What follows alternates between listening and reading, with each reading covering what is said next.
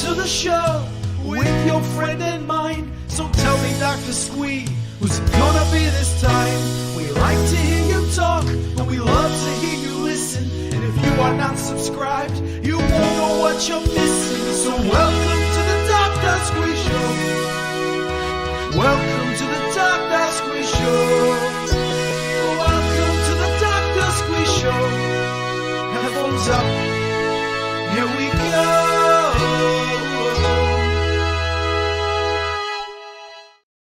Hello and welcome back to the Doctor Squee Show. I'm Doctor Squee and this is my show, or today as I will be known, Special Agent Squee. This is the only podcast which has coffee, pie and gum and goes for breakfast. Yeah, that's right. We're returning to Twin Peaks for the return part 2. So for the few people who might have caught it last week, we did try and do some episodes. Unfortunately, the internet failed us. We think it was the Black Lodge trying to interfere with our broadcast because we were giving away too many of them secrets. But anyway, we're now going to go through a 2-hour special where we go through the rest of Twin Peaks The Return. So I believe we did... See, I can never remember this. I believe it was 6 episodes we did the first one. So we're doing all the episodes after that. I think I've incorrectly put 6 to 18, but I believe it's 7 to 18 we're covering today. I fucking did this last week. You'd think I'd learn. Anyway, that's not important right now. Please welcome my co-host, the only man who I would stare down Bob with. Please welcome Deputy Jim. How are you doing, sir? I'm damn fine.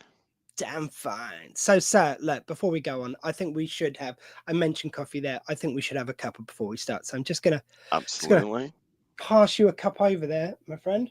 So, thank you. Thank you. And it spun round and certainly didn't just appear on the bottom of my screen. And let me just grab my cup. Oh, and I noticed we might have something on them.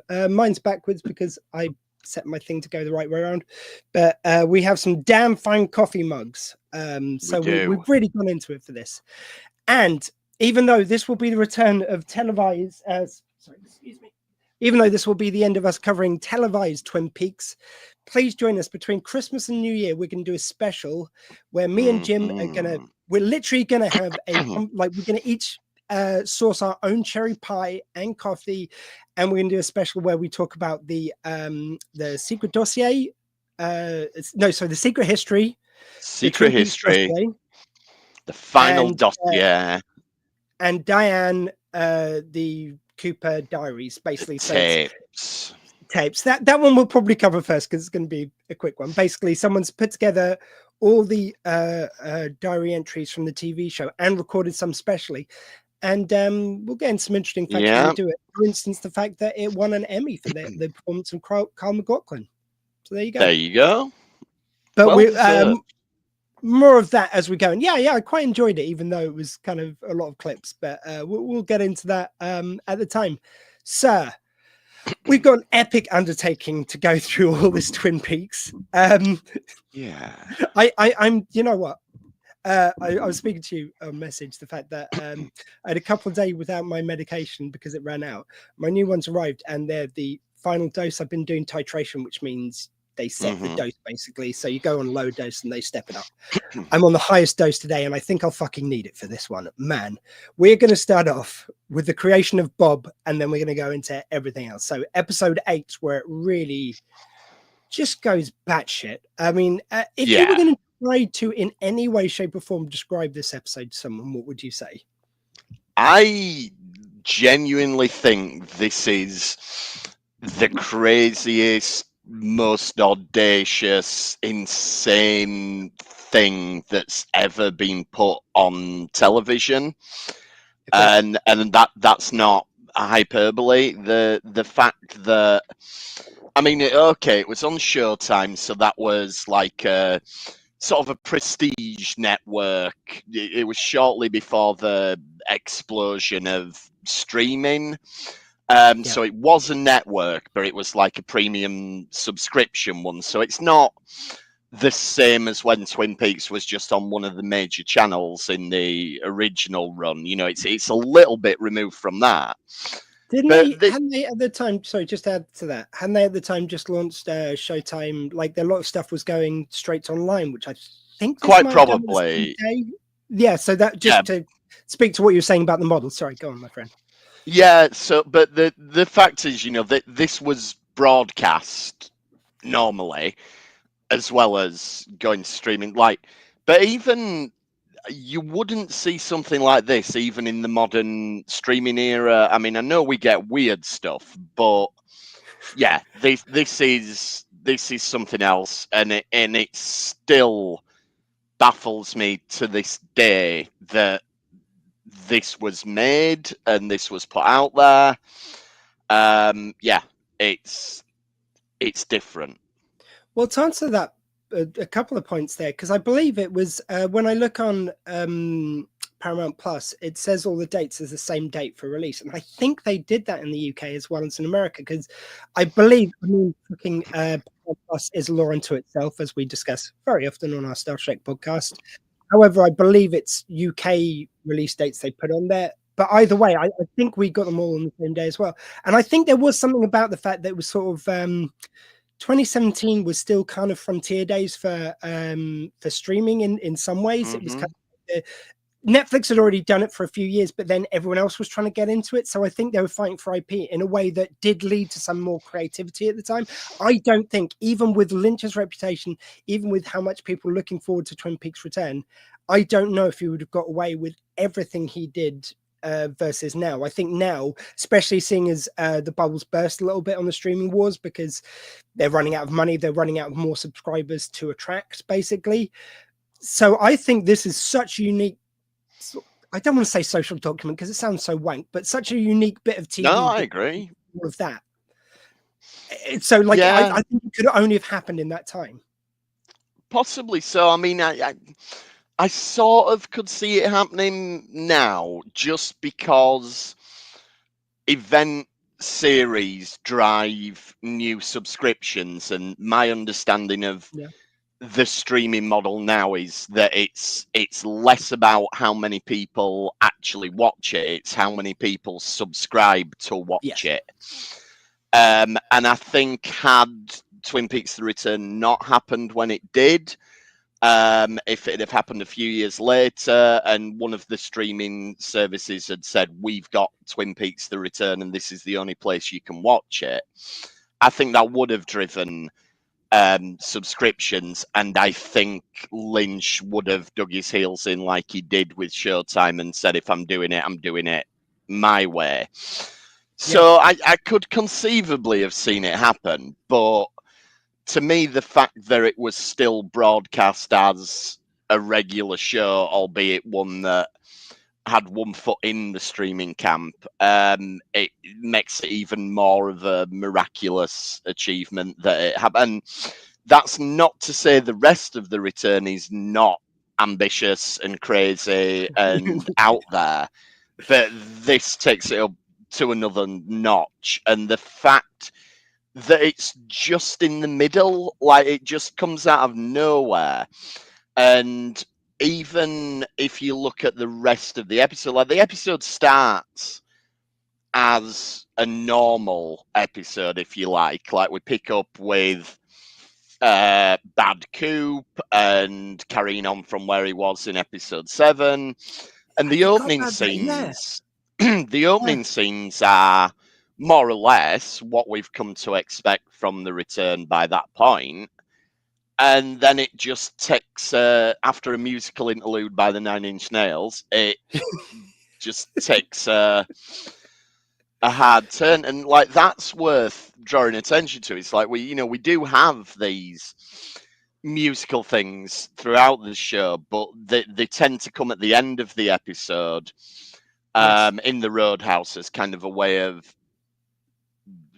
not summing up the episode, but closing out the episode. Well, it's really interesting. Yeah, like you say, it's for the most part, it's right at the end of the episode. Occasionally, it's a little bit before because they want to build a vignette around it. But this is certainly the only time, like, there's some bit of plot they want to forward around the music, so that then they'll put something else right at the end, which leads to some really interesting end scenes, like someone just sitting in the security office, whatever. It's like, but it's oddly thrilling. Like, it's oddly mesmerizing to see the sheriff at his desk for a minute. Just I think it's the sheriff's in one episode. But anyway, sorry. But this is the only time, like you say, it's in them. Yeah, this literally the episode stops. We go to the Roadhouse. The compere comes out and says, "Ladies and gentlemen, now power, the 9 Inch Nails.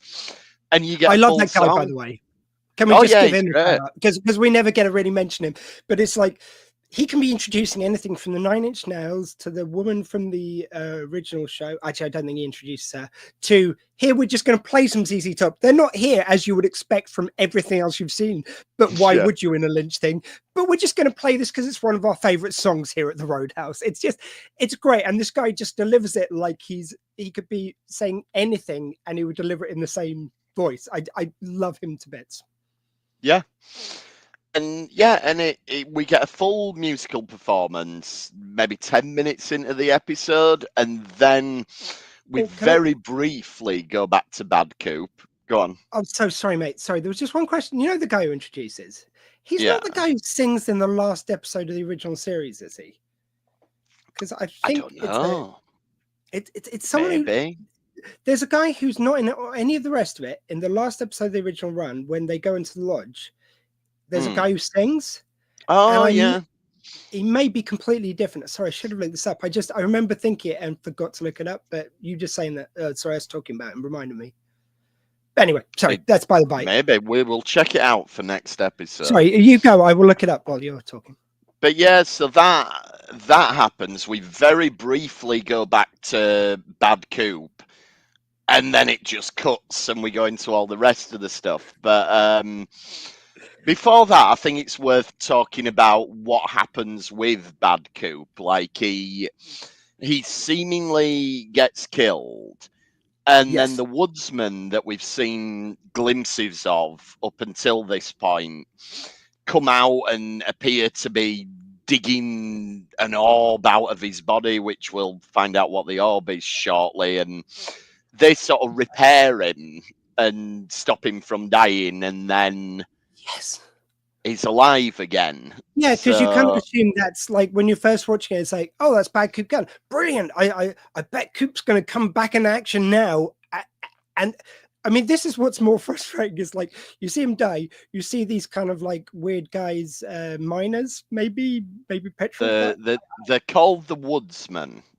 The woodsman. So you see the woodsman through digging out his entrails, somehow putting him back together again.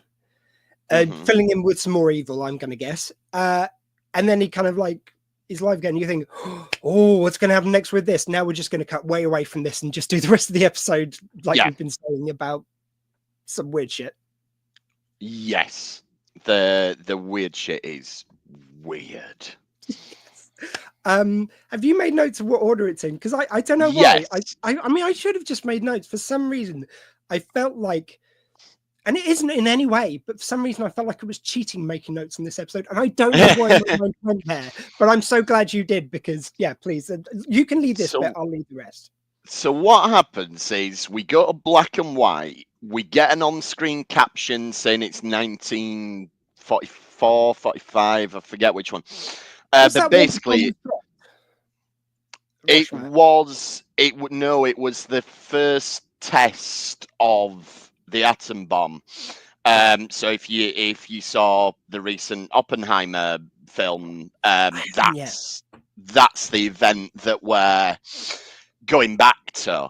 And I just want to mention while we're on this, because this seems to be a period in time that fascinates writers of weird fiction. Like if you ever saw the HBO show Carnival, which featured the man from another place, the little man. He's one of the lead roles in Carnival. From another place? The little man from the lodge. Oh, from the lodge. Sorry, I thought another place was another show. Sorry. No, that's the official name of the character is the little man from another place. Oh, sorry. So he was one of the main stars of Carnival, and the first season starts with him doing like a monologue about how on the day of the first test of the atom bomb, that was the point at which humanity moved away from magic onto science. And this, because Carnival's all about like ancient magics and things like that, and it's sort of set in the 30s Dust Bowl America, and it's basically presenting like the last gasps of magic in the world, and the argument of Carnival seemed to be, it unfortunately was cancelled after 2 seasons, it was meant to be 6, so we never got the answer. But it seemed to be leading up to this test of the atomic bomb, and the idea that because humanity had achieved something that was akin to the gods, at that point it lost its innocence and so lost its ability to use magic. And I feel like they've chosen that point for the creation of Bob as something similar. I like this idea that possibly the most insane moment in human history, the creation of this destructive force, is what also spawned this destructive force of evil, or allowed it into the world. May I just jump in there?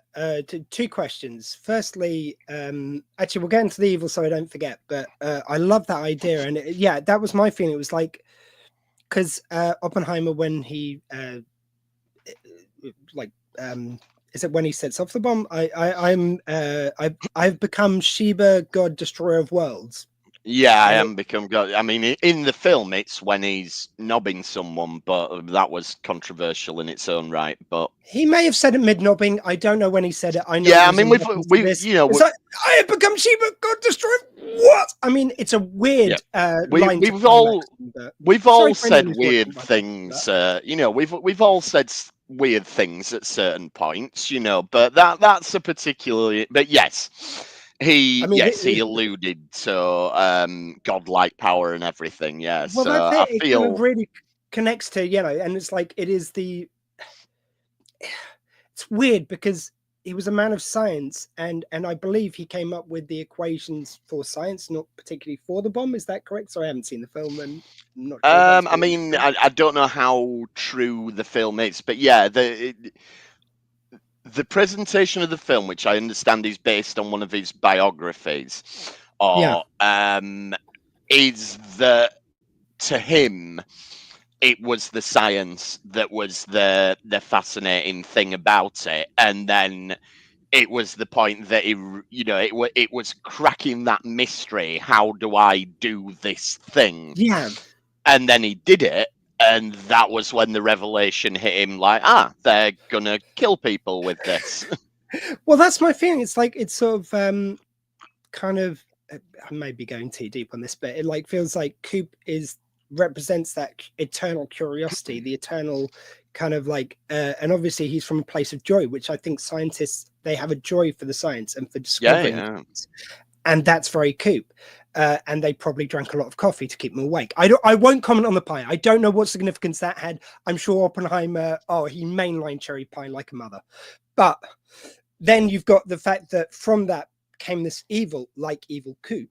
Like, again, I'm probably going way too big on this, but, and you've got Bob gets created from that evil like soup of something which was well-meaning, but created this kind of like great evil in the world. And it seems just so right for Bob to come through there. I mean, I sort of wrestle with this in how it fits in the Twin Peaks universe, because I think there's an implication that these creatures, whatever they are, the denizens of the lodge or the other dimension or whatever you want to call it, I think they existed prior to this. And, you know, there's things within the show to support that, like they talk about, you know, the White Lodge comes from Native American mythology. So there has been evidence of them in human history. So I don't think they were created by the atom bomb. And quick question. So is the White Lodge actually from Native American thing, or is it just in the show? I'm going to say in the show, but I'm happy to be corrected. I wasn't sure if you were saying that you knew that. Sorry, go on. And the bit that we see, so it goes very, very art house and crazy, and we get a zoom in on the atom bomb going off and all these particles flying about and everything. But then we see this creature, this being that I'm pretty sure is the same one we saw in the box in the first episode of The Return that killed the 2 kids. Yeah.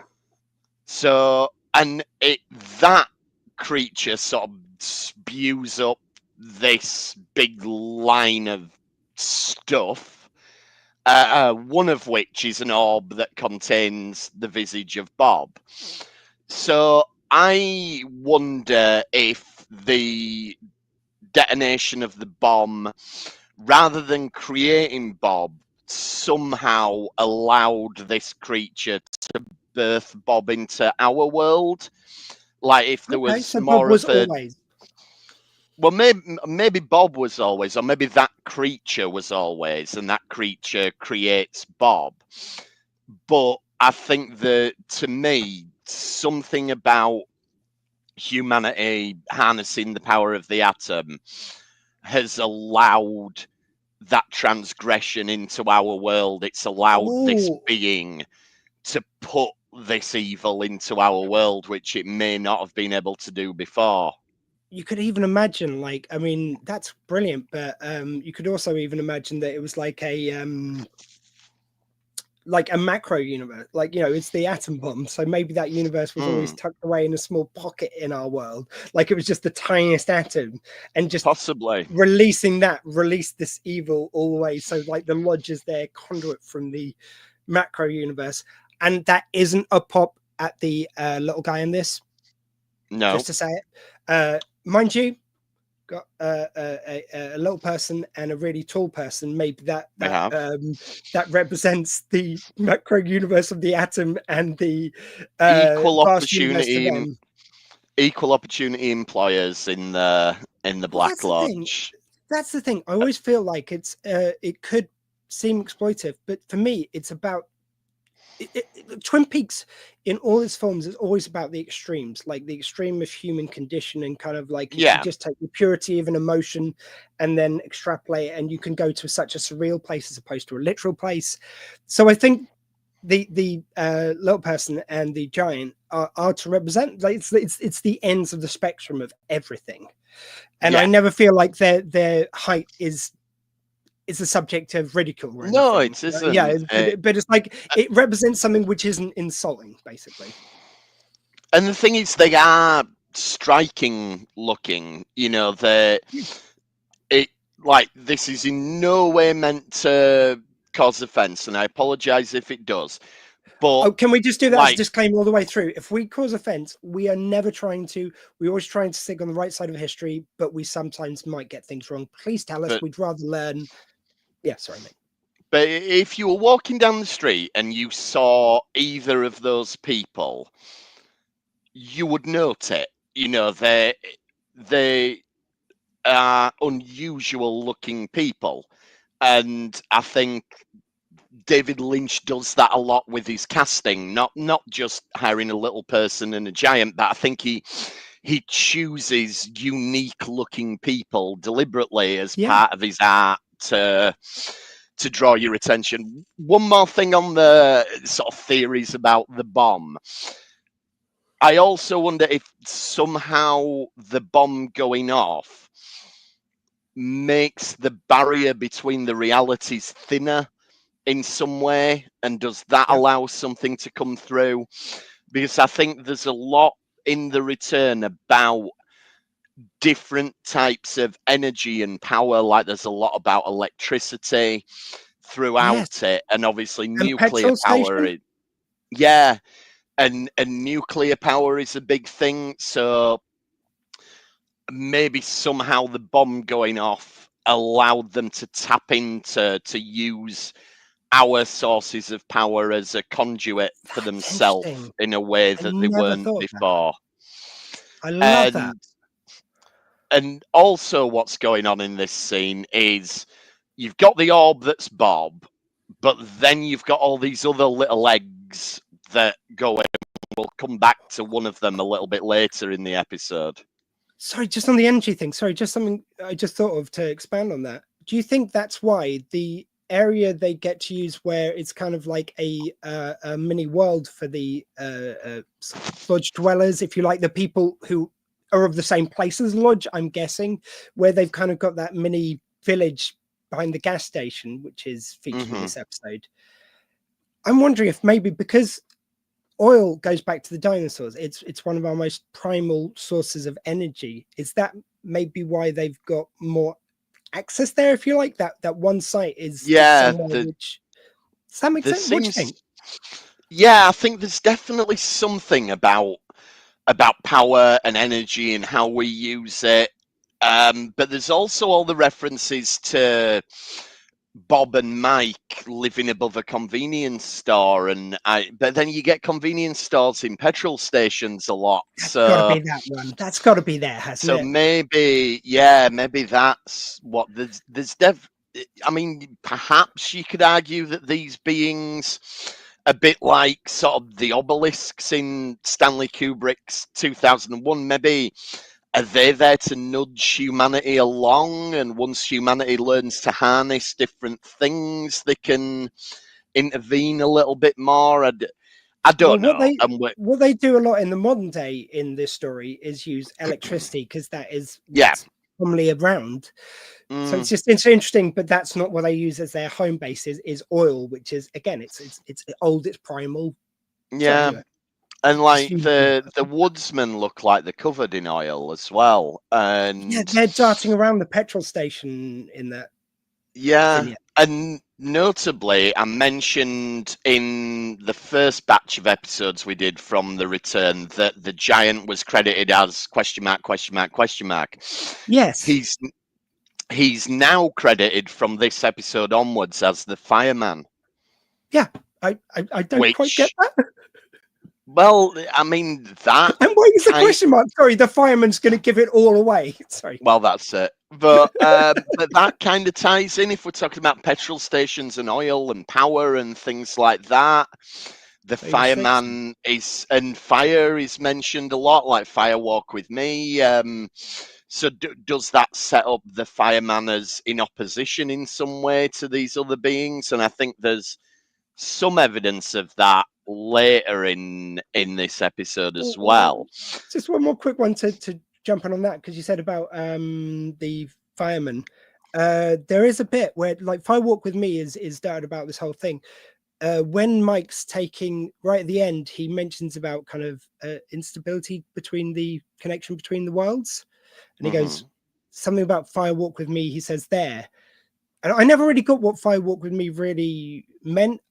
I think it's kind of like It's just the fire between the worlds, like. Yeah, it's just like a weird sort of chant that him and Bob have. And yeah, it's the poem is see if I remember this correctly. But it's from the darkness of futures past, the magician longs to see. One chants out between two worlds, fire walk with me. Yeah, it just suddenly seemed to click with me. That was the connection between the world. You're fire walking, you're kind of going between those. Yeah. You're walking on fire, because traveling between these two worlds is so insane. You know, So, yeah.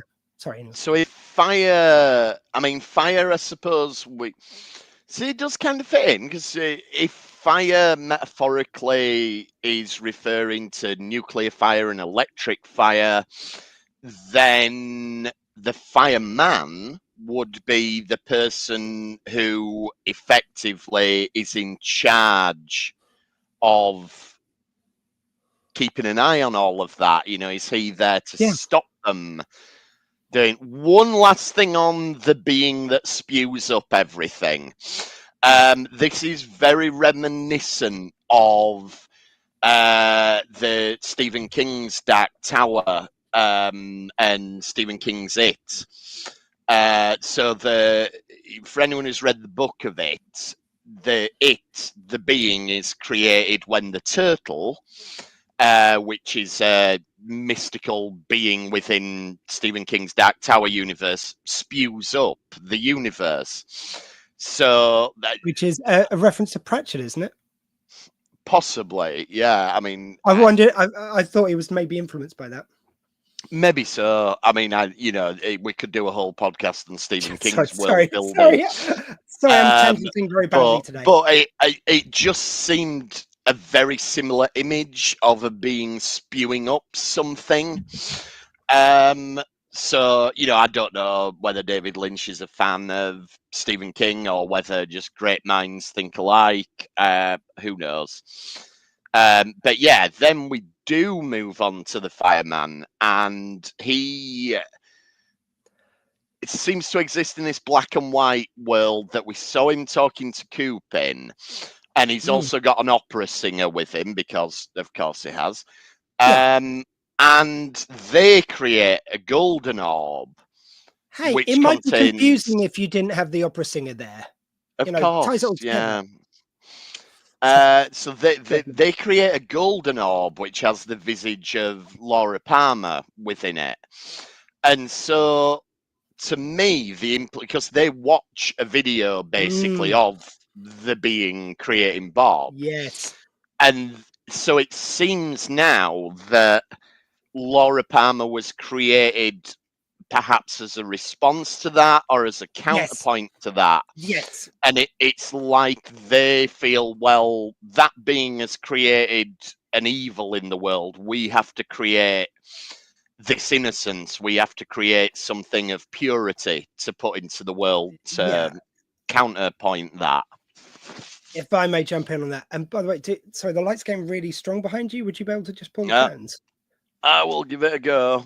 Oh, it just got a bit of flare on your face for a second. Oh no, pull it shut, or are they shut already? Oh, That's as shut as they go. Oh, sorry, I thought they were open. Sorry, I could see the side of them. Anyway, it doesn't matter. It's cool. Yeah, because the more I watched through, the more I got the feeling of Laura.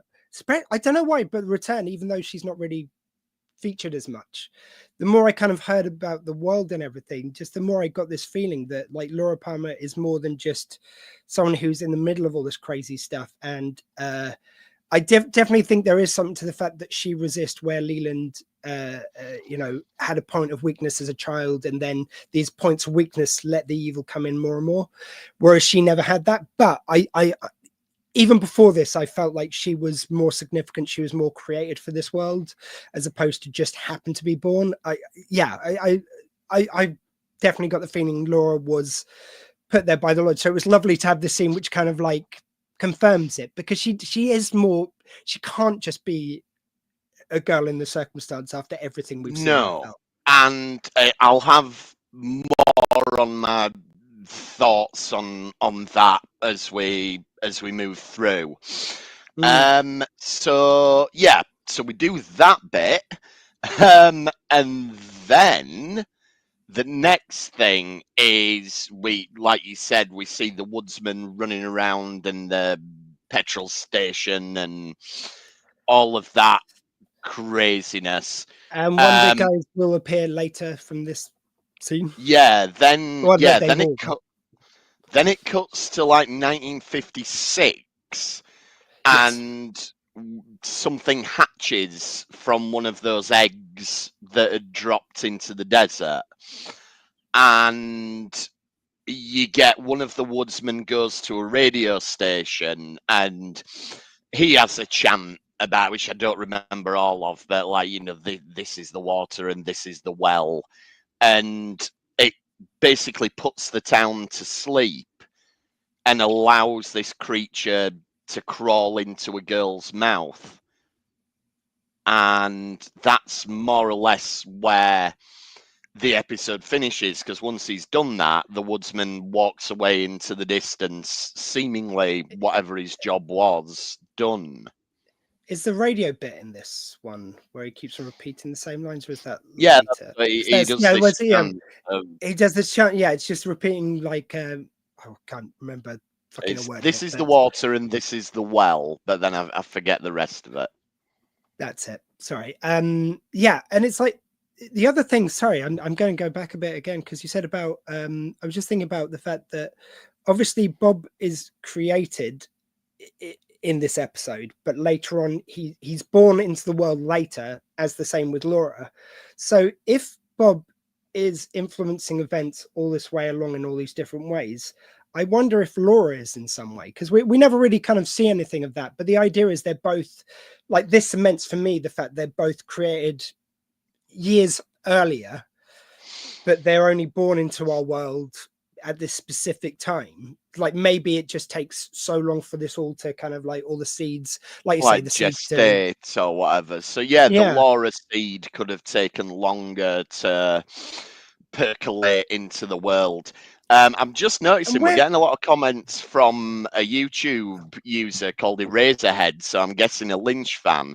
But if that, before we go there, can I just quickly just one more just on what we were saying with Laura? yeah, of course. Sorry, I just don't want to lose it because where Bob is appearing in all these kind of events and kind of just he's influencing things, or his being seems to be influencing. Wonder if Laura, because she is so connected to Coop, wonder if she somehow influences his life prior. Quite possibly. And I mean, she certainly appears to him in dreams. So, no, I was just going to call out Eraserhead has supplied me with the end of that chant that they do. So it's this is the water, this is the well, drink full and descend. Well, let me quickly go through some of Razorhead's comments. Hello there. I always felt it was more of a mantra between the two characters, The like firewalk with me chant. Yeah. Laura was created as a direct response to the evil that was spewed into the world as the rest of the nuclear testing. Yep, that's what we had. Laura was created. Oh, sorry, as to the nuclear bombing. Isn't that the same? Yeah.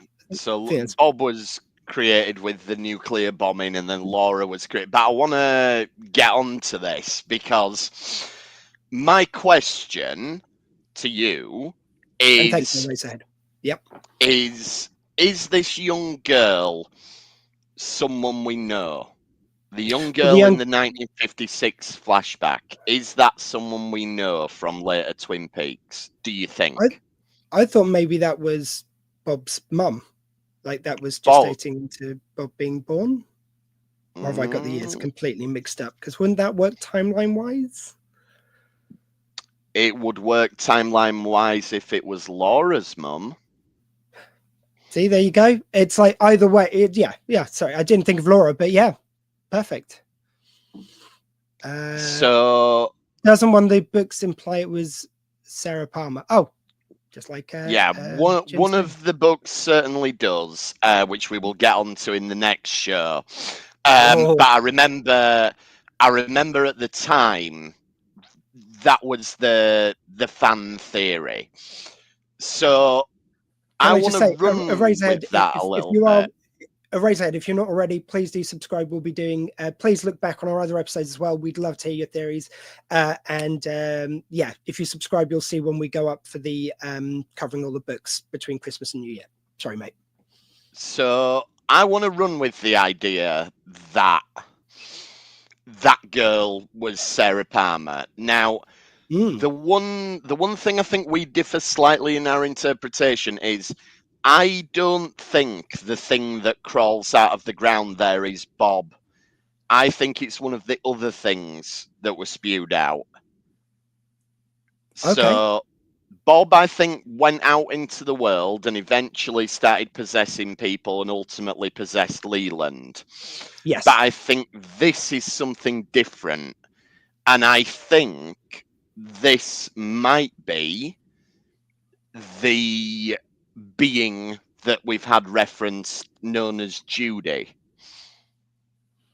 because that's a recurring thing is people are talking about, particularly Bad Coop and David Bowie are all about Judy is something else though, isn't it? They reveal later. Judy, Gordon tells us Judy is an ancient chaotic destructive force that was originally known as Jowday. Yeah. Oh, Jowday. But I think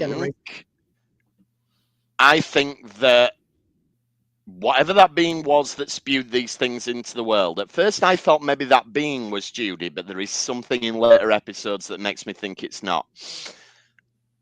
But I think it spewed out this thing, and this thing goes into Sarah Palmer. Yeah.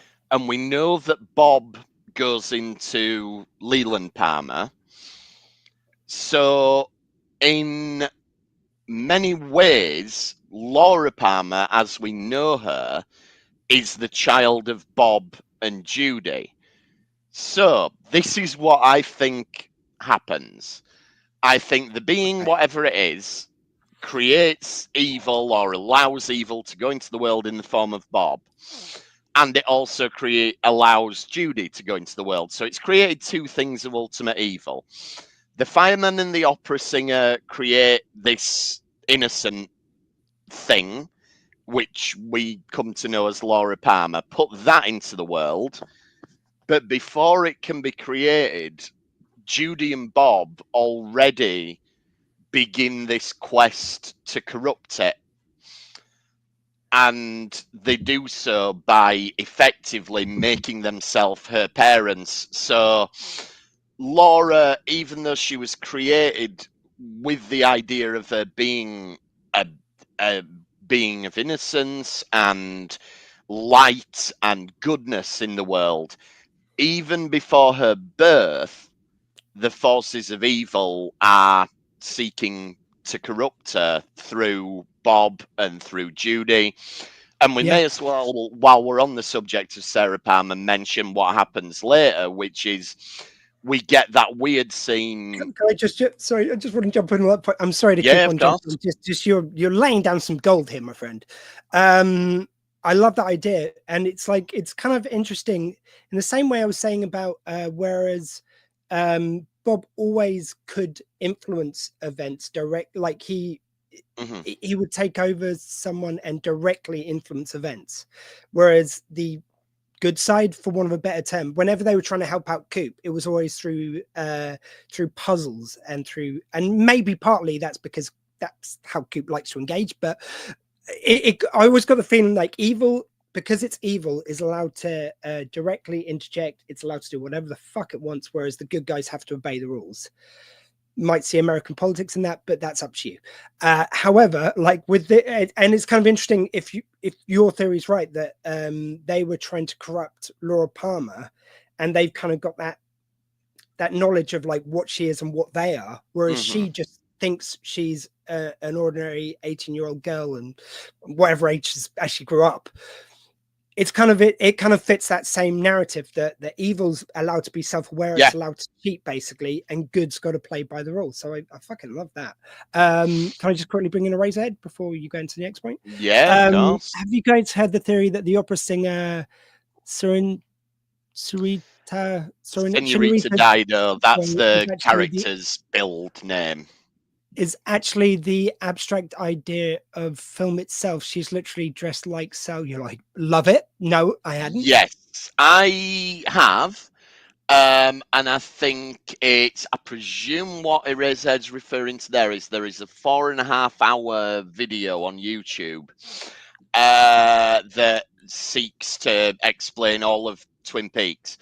And it's very, very good. It's very well argued. It's very well reasoned. It's fascinating. I think the guy who did it should get a PhD out of it. However, I am trying to do this as a purely textual reading and ignore any metatextual elements. Because that's the way I approach narrative criticism. I think the guy who did that theory may well be right, but as a challenge to myself, really, and because it's the way my brain works, I'm trying to invoke sort of death of the author and do this as a purely textual reading. So while I think that's fascinating and genius and way more academic than anything I could do, I'm trying to make sense of it within its own fictional world. And Eraserhead, could you do us a favor and just pop the link into the comments if, like, because it sounds like you know that video as well. I'd love to share it. Like, please. Yeah, obviously we're not going to do another episode where we talk about someone else's YouTube. Like, please explore that. It sounds like they do a wonderful job. I've more taken it the way I've done this breakdown is because there's so many different like episodes go so many different storylines. I've done it storyline by storyline in my notes. Just add that to what Jim was saying. Ray's head just yeah, that one. I'm not necessarily sold on it, but it's interesting to think about. No, Yeah, I agree. I agree with you. And the theory implies the firemen, though film itself brought Laura Palmer into the world to combat evil. Yeah. Yeah, it's all, and it, you know, one thing that it does mention that's fascinating is that the year it chooses, so 1956 was when television became widely popular, so there are links, but yeah, you know, yeah, And go watch that YouTube video as well. But we're trying to do a more textual reading of it all. I'll just say, Razorhead, please, I'll let you know when we're going to be going up for the between Christmas and New Year one. If you can join us, it would be lovely. I feel like you're our Diane already.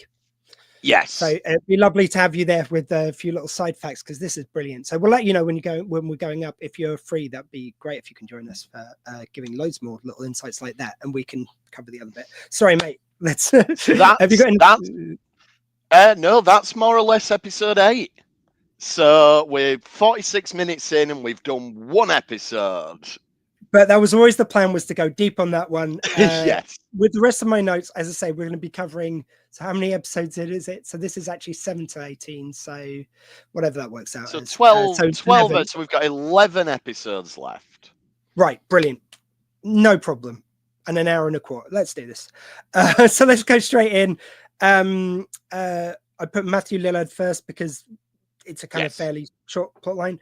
Has info on Briggs's body turning up with a different head, which leads us to the whole thing of Briggs has not actually been dead all these years. He's just been like hiding away, which he gave up his family. And like, even though he had such a torture relationship between him and Bobby, and it looks like, as we'll go into in a minute, this was the making of Bobby, it sounds like, was his dad going away and realizing he can't be the kid all his life. He can't always rely on his dad to bail him out, because even though Bobby as a kid was a free spirit amongst everything else, he kind of like, no, I'm just going to go and do what I feel's right and everything. Damn the man. And like, when the man isn't there to damn anymore, what does that do to you? So it's kind of really interesting. And you know, just through things like the dream and everything, you know that how much his dad cared for him. So to make this decision must have been brutal for Briggs as well. Yeah, absolutely. I mean, the Matthew Lillard storyline, which we went heavy on in the first couple of episodes, then it kind of disappears until about episode 9, I want to say.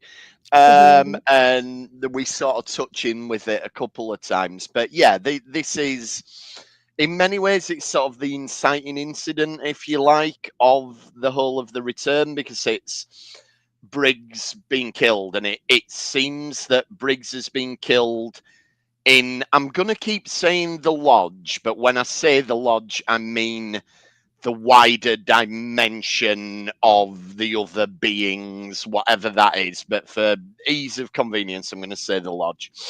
So it looks like Matthew Lillard and the lady he was with had been contacted by Briggs and had met him in the other dimension, in the lodge, had witnessed him dying, and that led to his body, but not his head, being returned to the real world. Yeah. And also Matthew Lillard's companion was killed and her head was put on Briggs's body. So yeah, that's basically what goes on with that storyline. And interesting enough, Matthew Lillard's memories of the event, he's got them in dreams, but he doesn't remember them, much like Leland. Seems a bit of a parallel there. Definitely. Did Bob step in here, do you think?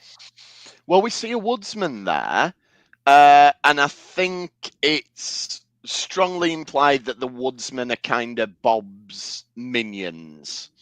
Yeah. You know, if you had a Bob action figure, you'd want like at least 2 Woodsman action figures to back him up.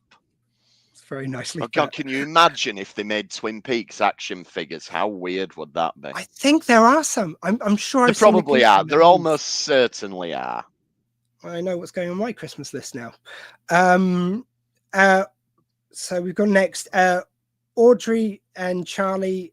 Insane. I love it. I love how large Audrey's going. It seems like she's just doing melodrama to begin with, and it seems just so Twin Peaks to do that. And then you realize how much heavy shit's happened. And her husband Charlie, which is played by a guy who's in the Blacklist, who was amazing in that, who's always so funny. I'll just very quickly, because I went through this when we had our fail record the other week, but it's a lovely kind of episode where that character, you see how mad he is, and then there's an episode where he dies, but he's told all these lies to his mum because he's working undercover for the guy who's the Blacklist guy. Oh my God, James Spader.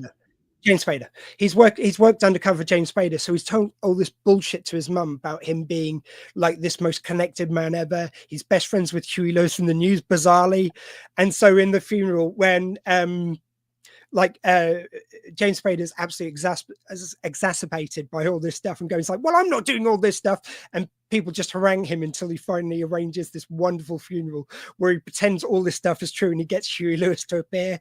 But I know that sounds weird to talk about because the guy isn't in it, but it just tells you everything about that character, that he is just this nutso guy.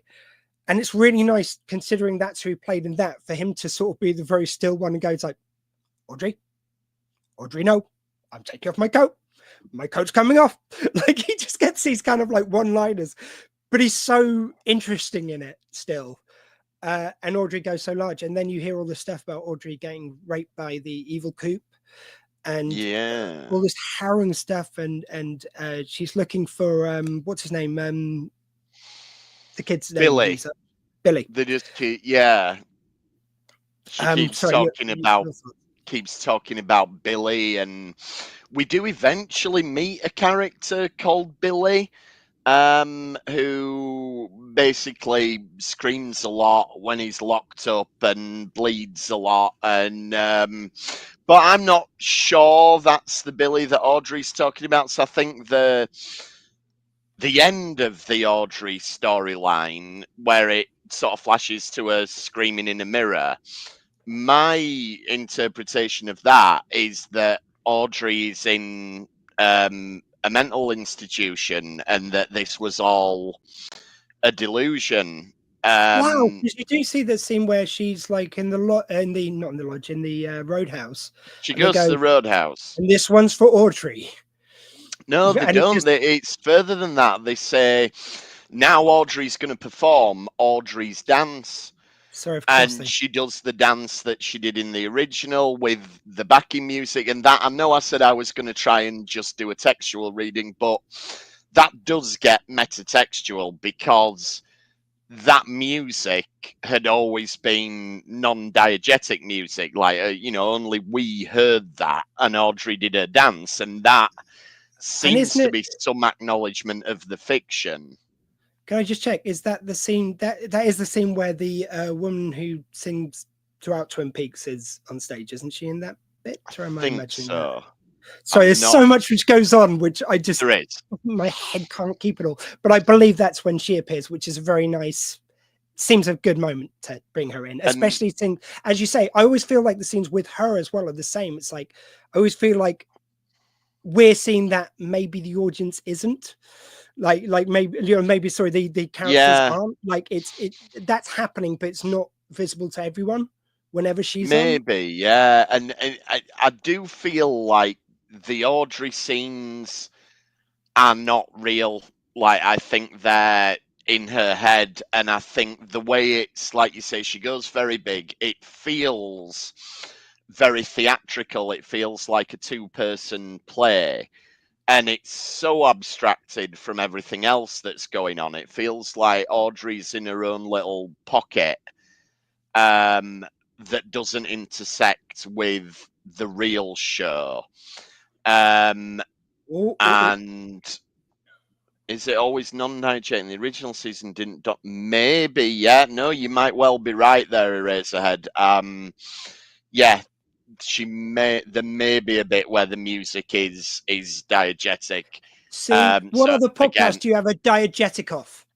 It's not any other. I am happy to be correct. I think this is the thing. Twin Peaks is just like an onion. You just keep peeling the layers. No, but it's so lovely. Again, what other? No, forget this podcast. Sorry, I shouldn't say about the podcast. What other show would inspire a podcast to be talking about whether something's diegetic or not, and have interludes about it? It's great. And that's a good word, interlude. I do feel like the Audrey storyline in The Return is an interlude, and it feels like it's setting something else up. And I know they were talking about the possibility of a 4th season at some point, but out of everything, was it recently? A few years ago, I think David Lynch said something like, well, if we do it, you won't see it until 2021 at the earliest. And that date has now passed by 3 years. But without bringing such a downer on it, I think David Lynch has recently said that his health is such that it would be extremely difficult for him to direct anything now. Oh, Lynchy, baby, we need you. We need you, man. Could he maybe outline it and hand it over to Mr. Frost? I don't know. He possibly could, but I don't know. I mean, I would personally love to see something, but you know, it sounds like David Lynch's health is not great. And I just hope he is as well as he can be, and of course, don't. It's just if he has got another Peaks in him, like he's done so much wonderful work. Like I don't mean to be reductive about, he has got a huge career outside of Twin Peaks. It's worth always knowing. However, Twin Peaks really feels like his magnum opus. I feel like he has got one more.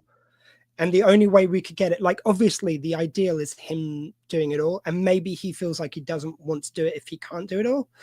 But if he wanted to do one more and he could outline something, which, as I say, someone like Frost to take up, maybe the guys from 9 Inch Nails getting involved because they were very instrumental in the music. Like the lead singer was very instrumental in the music in this. I don't know. If he could just finish it off. I feel like there is a lot of ambiguity, which is deliberate in this, and we'll get onto some of that later. But I feel like there's certain plot threads that feel like they're there to set up subsequent story beats, and I feel like the Audrey one. I feel like the Audrey one is one of those. I slightly disagree, Ray said. I mean, it did give us so much. Like I can, if it ends here, amazing. I feel like the way he ended it, Lynch was saying, I've got more. It was just a feeling. And I know when he does do whatever the final is, it won't be like a clear, oh, here's a nice bow on the ending. He'll never do that.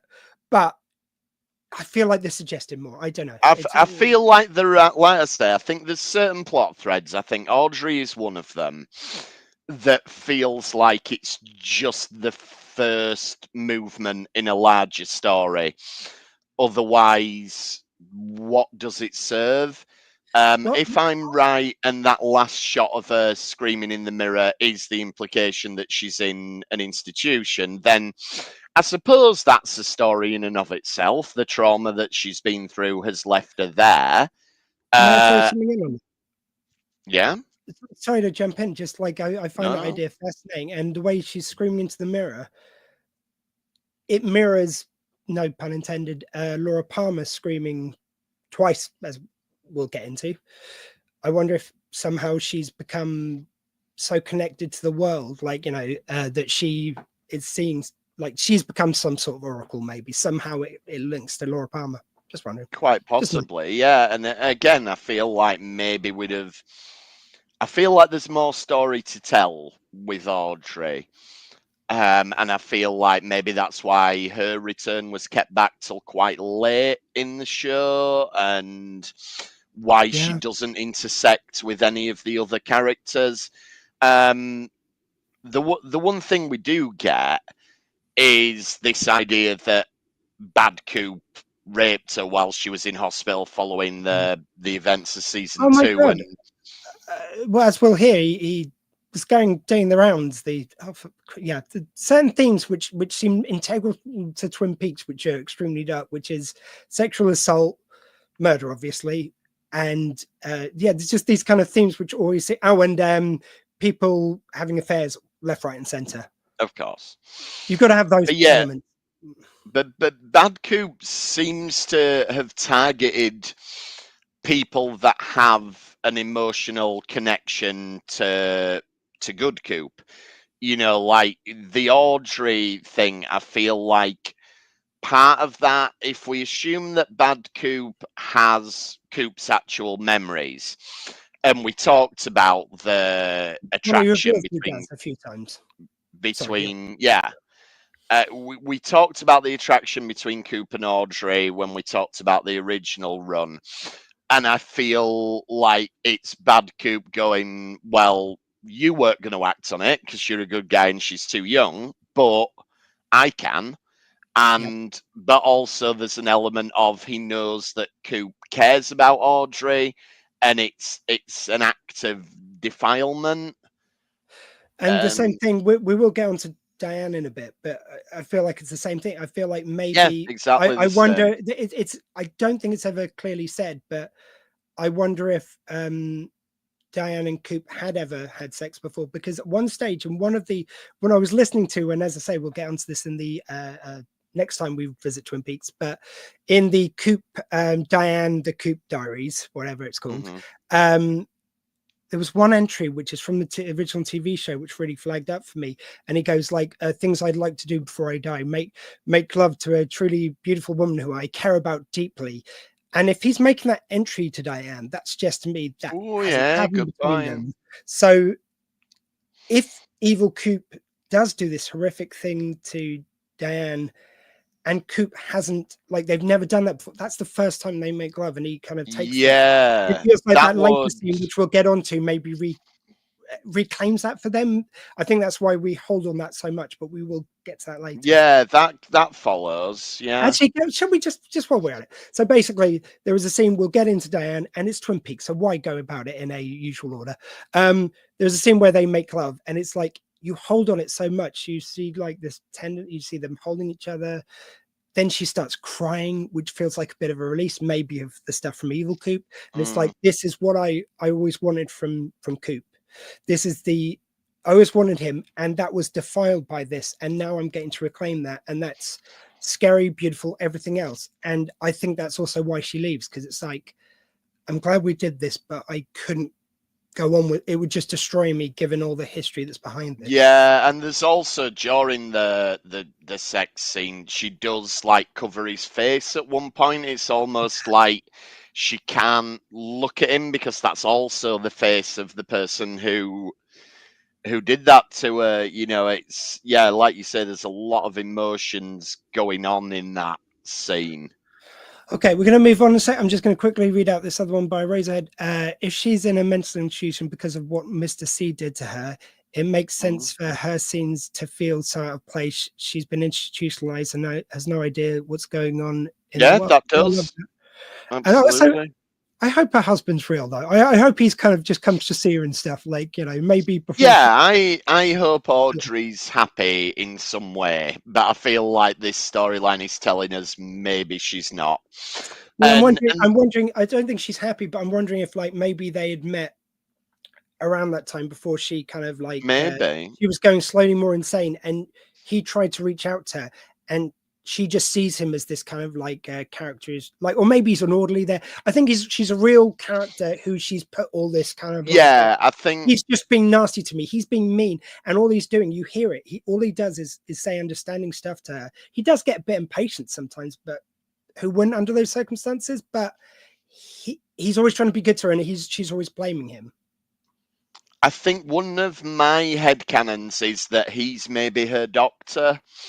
You know, that, or her interpretation of her doctor, that, like, to what extent he exists in the real world, they're actually a doctor and patient rather than a husband and wife. That's sort of my headcanon. Just from the vibe between the two of them. Just going by time, I love that, dude. Just again, raise head very quickly. There's so many ways to interpret that love scene. It's crazy. Okay, Yes. I want your coffee cups out of 10 for how we did. Seeing as like, dude, no, and I'm not even saying the best. You seem like you know your shit. So I'd love to. What do you think of our idea? Okay, we're going to go to Harry Dean Stanton because that's a nice quick one. Oh, fuck, let's put another one. Razorhead, stop being so damn interesting. I think Charlie is entirely made up. She conjured up her loser husband who can never hurt her physically the way Mr. C did. Ooh. Also, he's her shrink. Love it. So that kind of matches what we were talking about. But I am going to move us forward, though, just because we've got so much to cover. Very quickly, Harry Dean Stanton, I just want to mention this because I think it's a lovely bit. He didn't really need to be in this at all, like some of the other legacy cast. And even more so, he's only in a few bits in the film. So I love the fact that Lynch just wanted to include everything. And he just has this lovely moment where he says to this guy, it's like, who's behind his rent? It's like, I see you're giving blood and don't ever give blood to pay rent. It's not worth it. It's like, it's just a really nice scene. I don't know. It's just something I really love. You just took a moment for something really lovely. He seems to be someone who's aware of the other world to some extent, but he doesn't seem to have been negatively affected by it. He's almost, he's almost like a force of goodness to some extent that can move through the world with an awareness of the other side, but doesn't get sucked into it as so many of the other characters do. Yeah, and I think because he's separate from it, he can do these nice gestures. He can nudge people. He can say it's like he gave some information on the ring. But he's not part of it enough for evil to go after him. So kind of he just exists in this nice little world. So I just thought it was just a lovely little scene. I just like little random acts of kindness. Woohoo! That's a solid 7 out of 10 black coffees. Sorry, I'm derailing. No, please don't apologize. I was only joking. Just you just too damn fascinating. Just keep it up, please. So we're gonna go to Fit Bobby Action Cop next. Man, do I fucking love Bobby. And I was saying last time we met,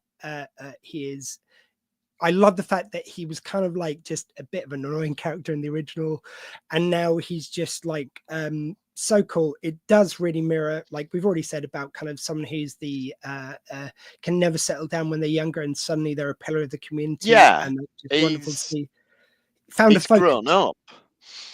And just we get a little, sorry, just very quickly, we get a little vignette around him. Sorry to use the word vignette so often, but we get this kind of like these scenes where it just shows him just being a really good cop, which I really liked. Yeah, that's it. And it's the character you would least expect to become a deputy and to be walking the straight and narrow. But I think that's the genius of it. And what was great is when we had our messenger group and with Zoe who watched it along with us, and I remember you and Zoe just talking about Bobby in the original run, just saying, "Oh, he's awful, he's irredeemable, he's an asshole," which is true, except for the irredeemable part. And I was kind of smugly sat there going, "Wait until we get to the return." Right, all right.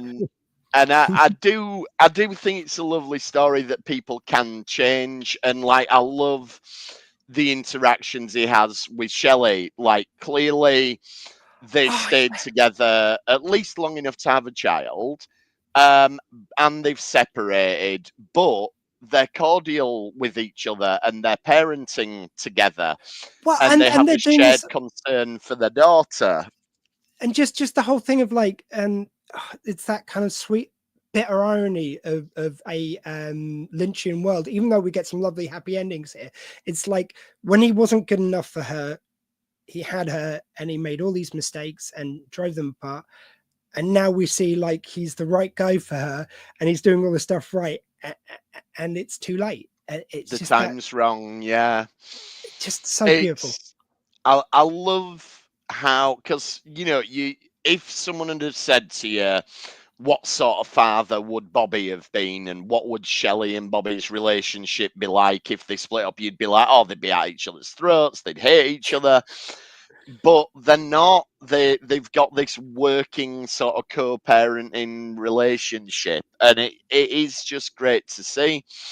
It's a tragedy of sort of almost a cycle of abuse that you see Yeah. that their daughter has fallen in with a bad guy, and it's who's having an affair with. Did you catch who the lady that Shelley's daughter's husband is having an affair with? Did you catch who Not that I that remember. was?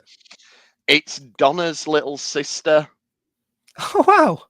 who played the piano for Leland that time back in Wow. the original run, and I think it's the same actress. So that's just a weird ass pull that we wouldn't have That's like your one expected. about in the diner with that woman who I thought was a new character, who you pointed out was in the first episode, and in the last episode go, yeah, I had a great time on holiday. Love it. Raise heads coming in. The sad thing about Bobby in the return is that he has clearly grown up and matured, but is he happy? His father's vision in from season 2 come true? I think it is in the end. I think it's when I think there's something about him. I mean, I know it was kind of in a previous thing and we've got so much to go through, but it's like when he first hears his dad mentioned and he gets this look on his face, and it's my God, it just draws me in. I feel like this is him saying goodbye to his dad, him realizing his responsibilities, and he kind of like saves his daughter a little bit and gets to be there for Shelley. I Yeah, think this is him becoming, like, I think the next thing is him getting to that yeah, I was stage going to we're say talking that. about. I think he has got the capacity to be happy, which in the Twin Peaks world is a win. Like, not every Yeah. character has that. Well, I think his dad saw him becoming a man, getting this maturity and being able to see how to be happy. It's a weird thing. Sorry to keep bringing this in, but it's like where I've sat on this medication for ADHD, I've always felt like I had like these wonderful big ideas, but I can never put them into action. And I now feel like I can do that, and it's helping me make more plans for the future. And sort of Bobby's story kind of made me think of that. I was always so Yeah, kind of like darting around the place, never able to make plans. So I really resonated, I think, with Bobby's story for personal reasons as well. it's very life affirming, is Bobby's story. The fact that we've got this guy who was an asshole when he was younger, and now he's a great grown up guy. You know, that's just, it's not sort of good on a cosmic epic scale, as we talked about Laura Palmer was supposed to be, but it's just good that people can become good with a small g in this world.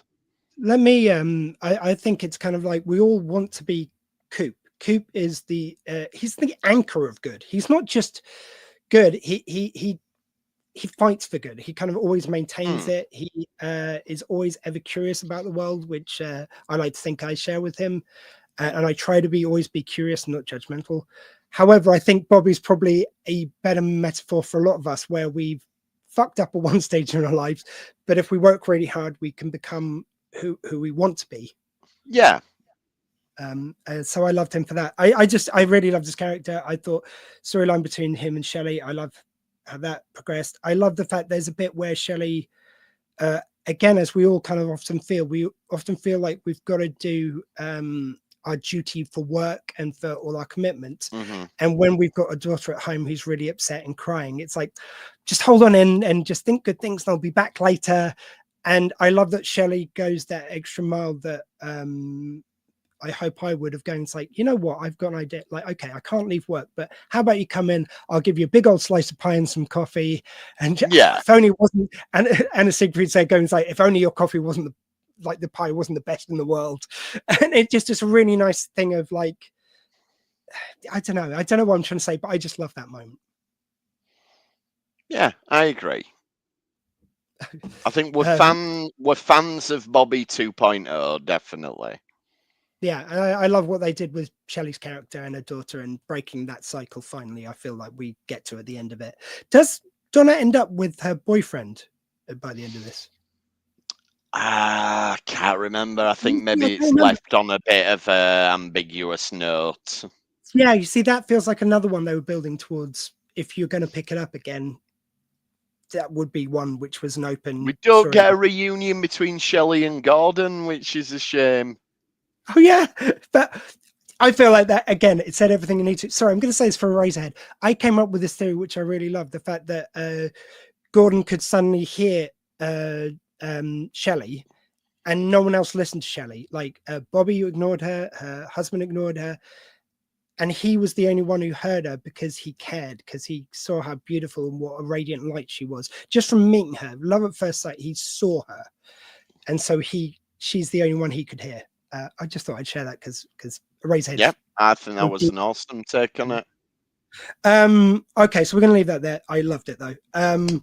Jacoby and Nadine, this is a fairly quick one as well, I think, to go through. They dig in possibly in more ways than one. Again, it's not really closed with that because so Jacoby, as we mentioned last week, is a spade salesman. He's got this podcast as well around it where it's kind of feels a little Truth Social. Yes, no, it not does. Truth Social, sorry, InfoWars, the right wing kind of thing in America. Like it's conspiracy theory. It's like, no, the shovel of justice will dig you out of the shit. And Nadine just clumps onto this straight away, meets him in front of this. She's got the drape store, which, like, as you said, was the thing she always wanted in the original. And it's kind of got this thing where it's revealing the spades and then going back over them. Yeah. And as with anything Lynchian, it perfectly, you see it working, see how cool it is, and then it goes on so long. You see how stupid it is, and really how stupid. And it's going on for a full scene of like about 5 minutes with this just rape going back and forth. Jacoby should have a lifetime restraining order that he's not allowed within 50 foot of Nadine, because when she had amnesia and thought she was a teenager, his solution was, well, send her to school and let her shag one of teenagers. Oh my God. No, I don't think so, Dr. Jacoby. I do not think that's the best approach. So there's an irony to these two characters bumping into each other. He was definitely not doing right by Laura Palmer in those sessions. And No. definitely there was something very creepy about it. And do you know, the best thing was, I was going to say that it's like, well, at least he's going for someone for age appropriate. No, someone who he tried to make into a teenager. So even that doesn't get any kind of like, oh, you're right. That's still creepy. I'm surprised he's shown his face in this town ever again, to be honest. Well, but anyway, that's why he's working in the background doing these shovels. I think he's got shunned by the town, and that's why I he's think gone so. I think he's become insular and just hiding away in his own little world, effectively. Which, I'm sorry, but a lot of the right wing pundits in America, I'm not just bringing this up for the sake of it. A lot of them, when they got fired by TV shows and other kind of, basically they got cancelled, and then they turned to doing podcasts a lot in the way he is. It's kind of interesting. And you can say about, actually, I'll remove the right wing thing. People have got cancelled do find a platform, but often they go towards the right because they're less kind of, it's the left which seems the cancelling side. It just is. In a way, it's quite prescient because this was 2017 and there's been numerous examples of this between then and now. Ray said basically agreeing with us. Yeah. Yeah. Right. So, but this Nadine Jacoby thing is an engine for the story that we actually want to see, which feels like Lynch and Frost's way of going, okay, we're gonna give you a bit of a euphoric moment. We're gonna give you something that you've all been rooting for. I want to say this like scene by scene. So we've got the scene where Nadine goes up to Ed. Ed's already, we've seen him see the boyfriend. It's a lovely scene with him, Bobby and Nadine. We won't really go into it. It's just a really nice scene. And like, basically we see him seeing that she's with this other guy who's doing Norma, doing Nadine's business. He's made it into a chain, trying to pressure her to make it Norma's R&R, which she exists because it's like that's just the R&R in Twin Peaks. If you want to do this shit with the play, he's obviously made it into a chain and taken all the soul out of it for the just profit making thing, and she fights against it. But this leads Ed to walk away despondent, and then Dean comes up to him and she goes, "It's like, look, I'm letting you go." Like it was, and she reveals the stuff about he did in the last time we saw him, he did give up his possible life he could have had with Norma and went back to her for her sake. And she says to him, and it seems like such a mirror of that scene where she goes like back then where she goes, "Oh, I'm with this kid from school, so you can have, you know, your life. I'm just going to leave you to it," and then takes it back. And then this time he goes, "It's like, if you do this, this is it. Like there's no going back this time. This is it. I'm not going to stick around." And it's so lovely. I think she obviously has some mental health issues, but I think in the way that when she thought she was a teenager, she wasn't really letting him go on every level. It was just in that delusional state. This time, no matter how removed from reality she might be in some ways, and she's still got her issues, I think this is genuinely is her in, at least on this topic, in sound, mind, and body, letting him go. Yeah, Sorry, I think so. I think it's her realization that she's not played fair with him over the years, and that she's probably done that for selfish, understandable, but selfish reasons. You know, he's been her safety blanket over all these years, and bizarrely through Jacoby's crazy podcasts, she's finally got to a place where she can go, "No, I'm gonna let you go. I'm gonna let you have the life that you've always wanted." And I think there's a thing here. I've known a few people who, I'll say this as least judgmentally as I can, but over the years have clung to something, have kind of joined groups to feel a belonging.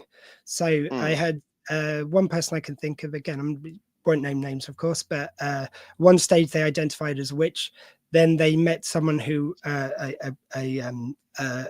priest, vicar, whatever he was within the church, married them and became Christian. And it seemed like those identities, again, not judging that, but those identities seemed really important. It was something, somewhere finding community was at the heart, certainly, of all this stuff. And maybe the religion was always their true destiny, whatever else.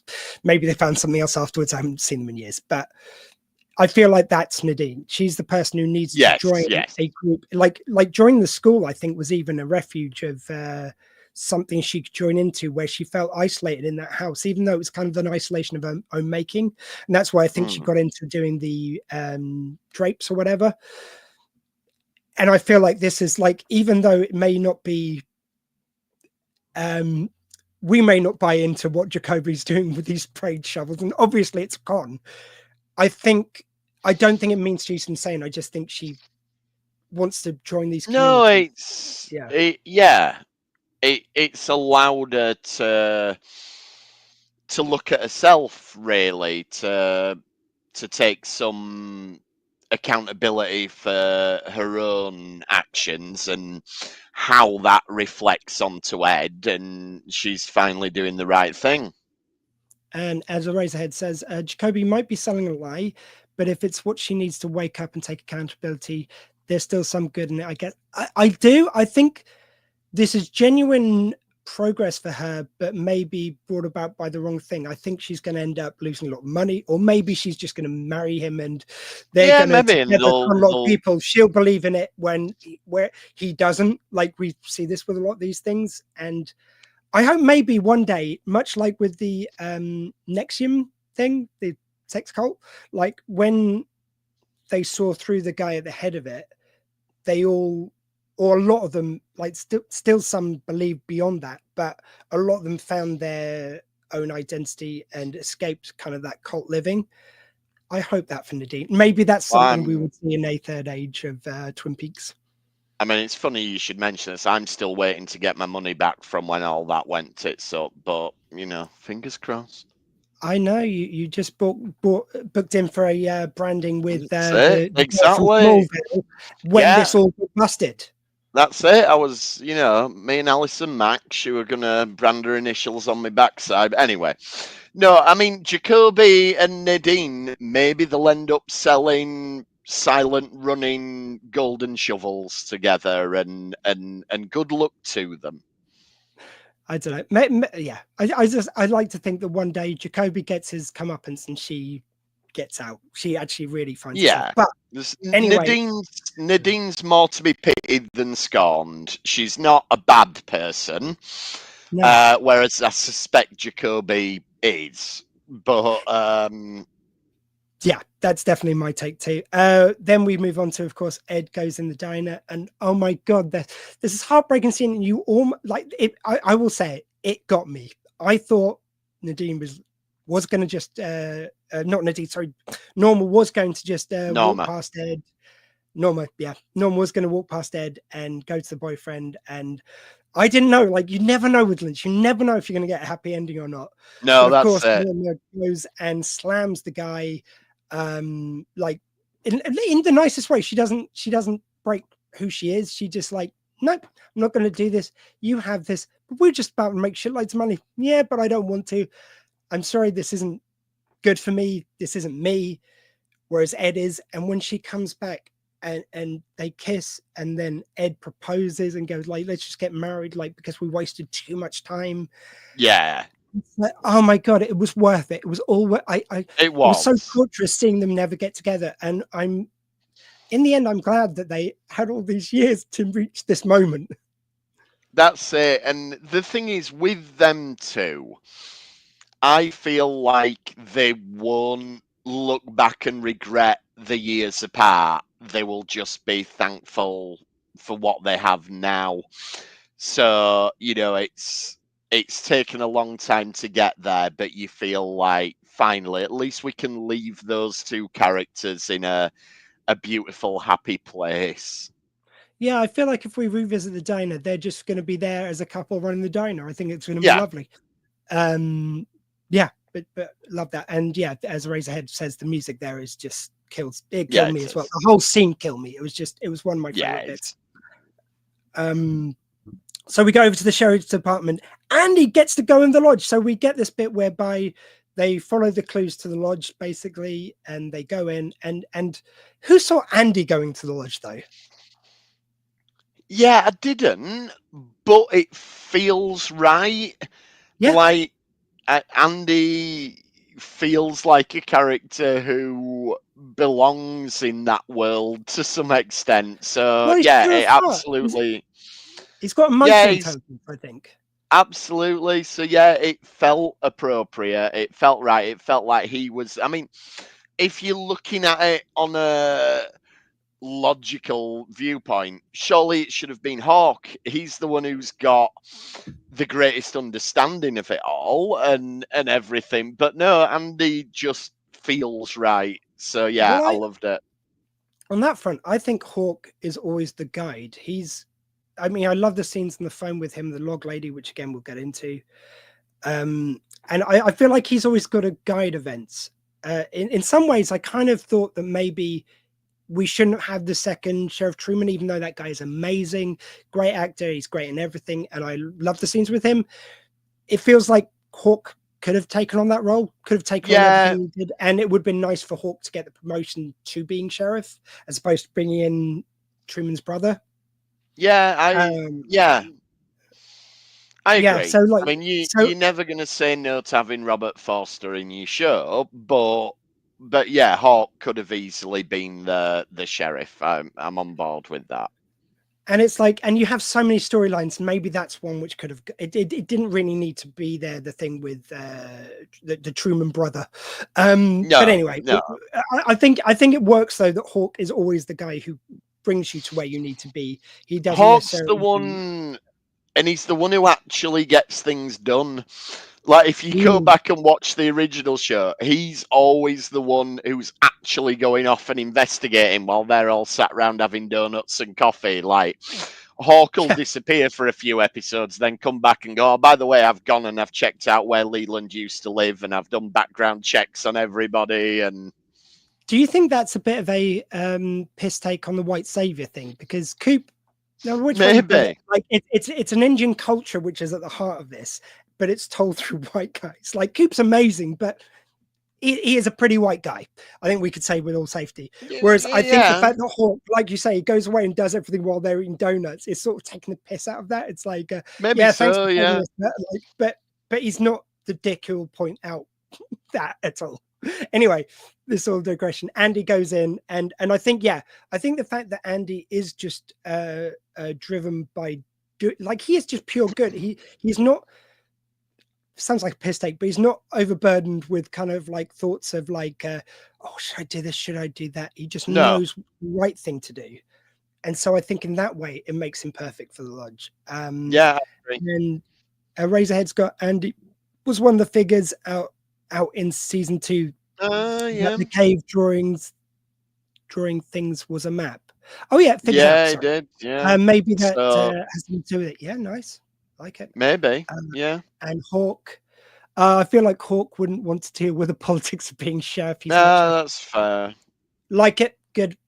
But yeah, so Andy basically gets caught up on what's been happening so far, including stuff that not all of them know. We've got several moments where the things of the duality of the twins, like and two people being one, is brought up, and he gets given this information in this scene. Other people get given it in different ways, but this is how he gets given it, and he gives that back to the sheriff's department. He brings the blind woman through from the other world as well. And when he comes through, I kind of thought, and I'm sort of glad the way everything panned out, they didn't. I thought it was going to be now Andy was going to be super intelligent. Did you get any of that? I didn't, but I could see that. That's a very soap opera thing that they could have done. He suddenly stands up straighter. He goes like, right, there's 2 Coops, and he just says everything very kind of like assertively. Even when he gets back with Annie, he kind of Lucy. Even when he gets back with Lucy, he says something really kind of like just very macho, kind of like, do you know what I mean? He just seems different. I get then he goes back to normal. Yeah, I could have seen that. In the back half of season 2, that's exactly what would have happened. Suddenly, Andy would have become a super genius, and I'm glad they didn't go down that route. Leave Andy exactly how he is. Very true. I thought maybe we'd have it for a few episodes, and then he maybe get a bump on the head or something. Really. Yeah. And Major Briggs, I've just put as a general note, Major Briggs is all over these episodes, and I just love the fact that again, I said in our kind of failed recording last week, it's that thing of funny enough, even though Briggs was sort of like the Klingons in Star Trek, feels like he was in a lot more episodes of the original series than he was. He is so present. He's such an amazing force, such an amazing performance by Don Davis, or Don Davis as he was credited then. And in this, it's funny because he's deceased, and he's in it, I think, more than he was when he was alive. Yeah, very much so. Like they've certainly given that character more importance in the wider mythology of it than we perhaps suspected. And maybe had it got a season 3 back in the day, we would have seen Briggs doing more. They certainly seem to be leaning in that direction. Quickly to jump over now to James. James is now a singer with a married lady crush.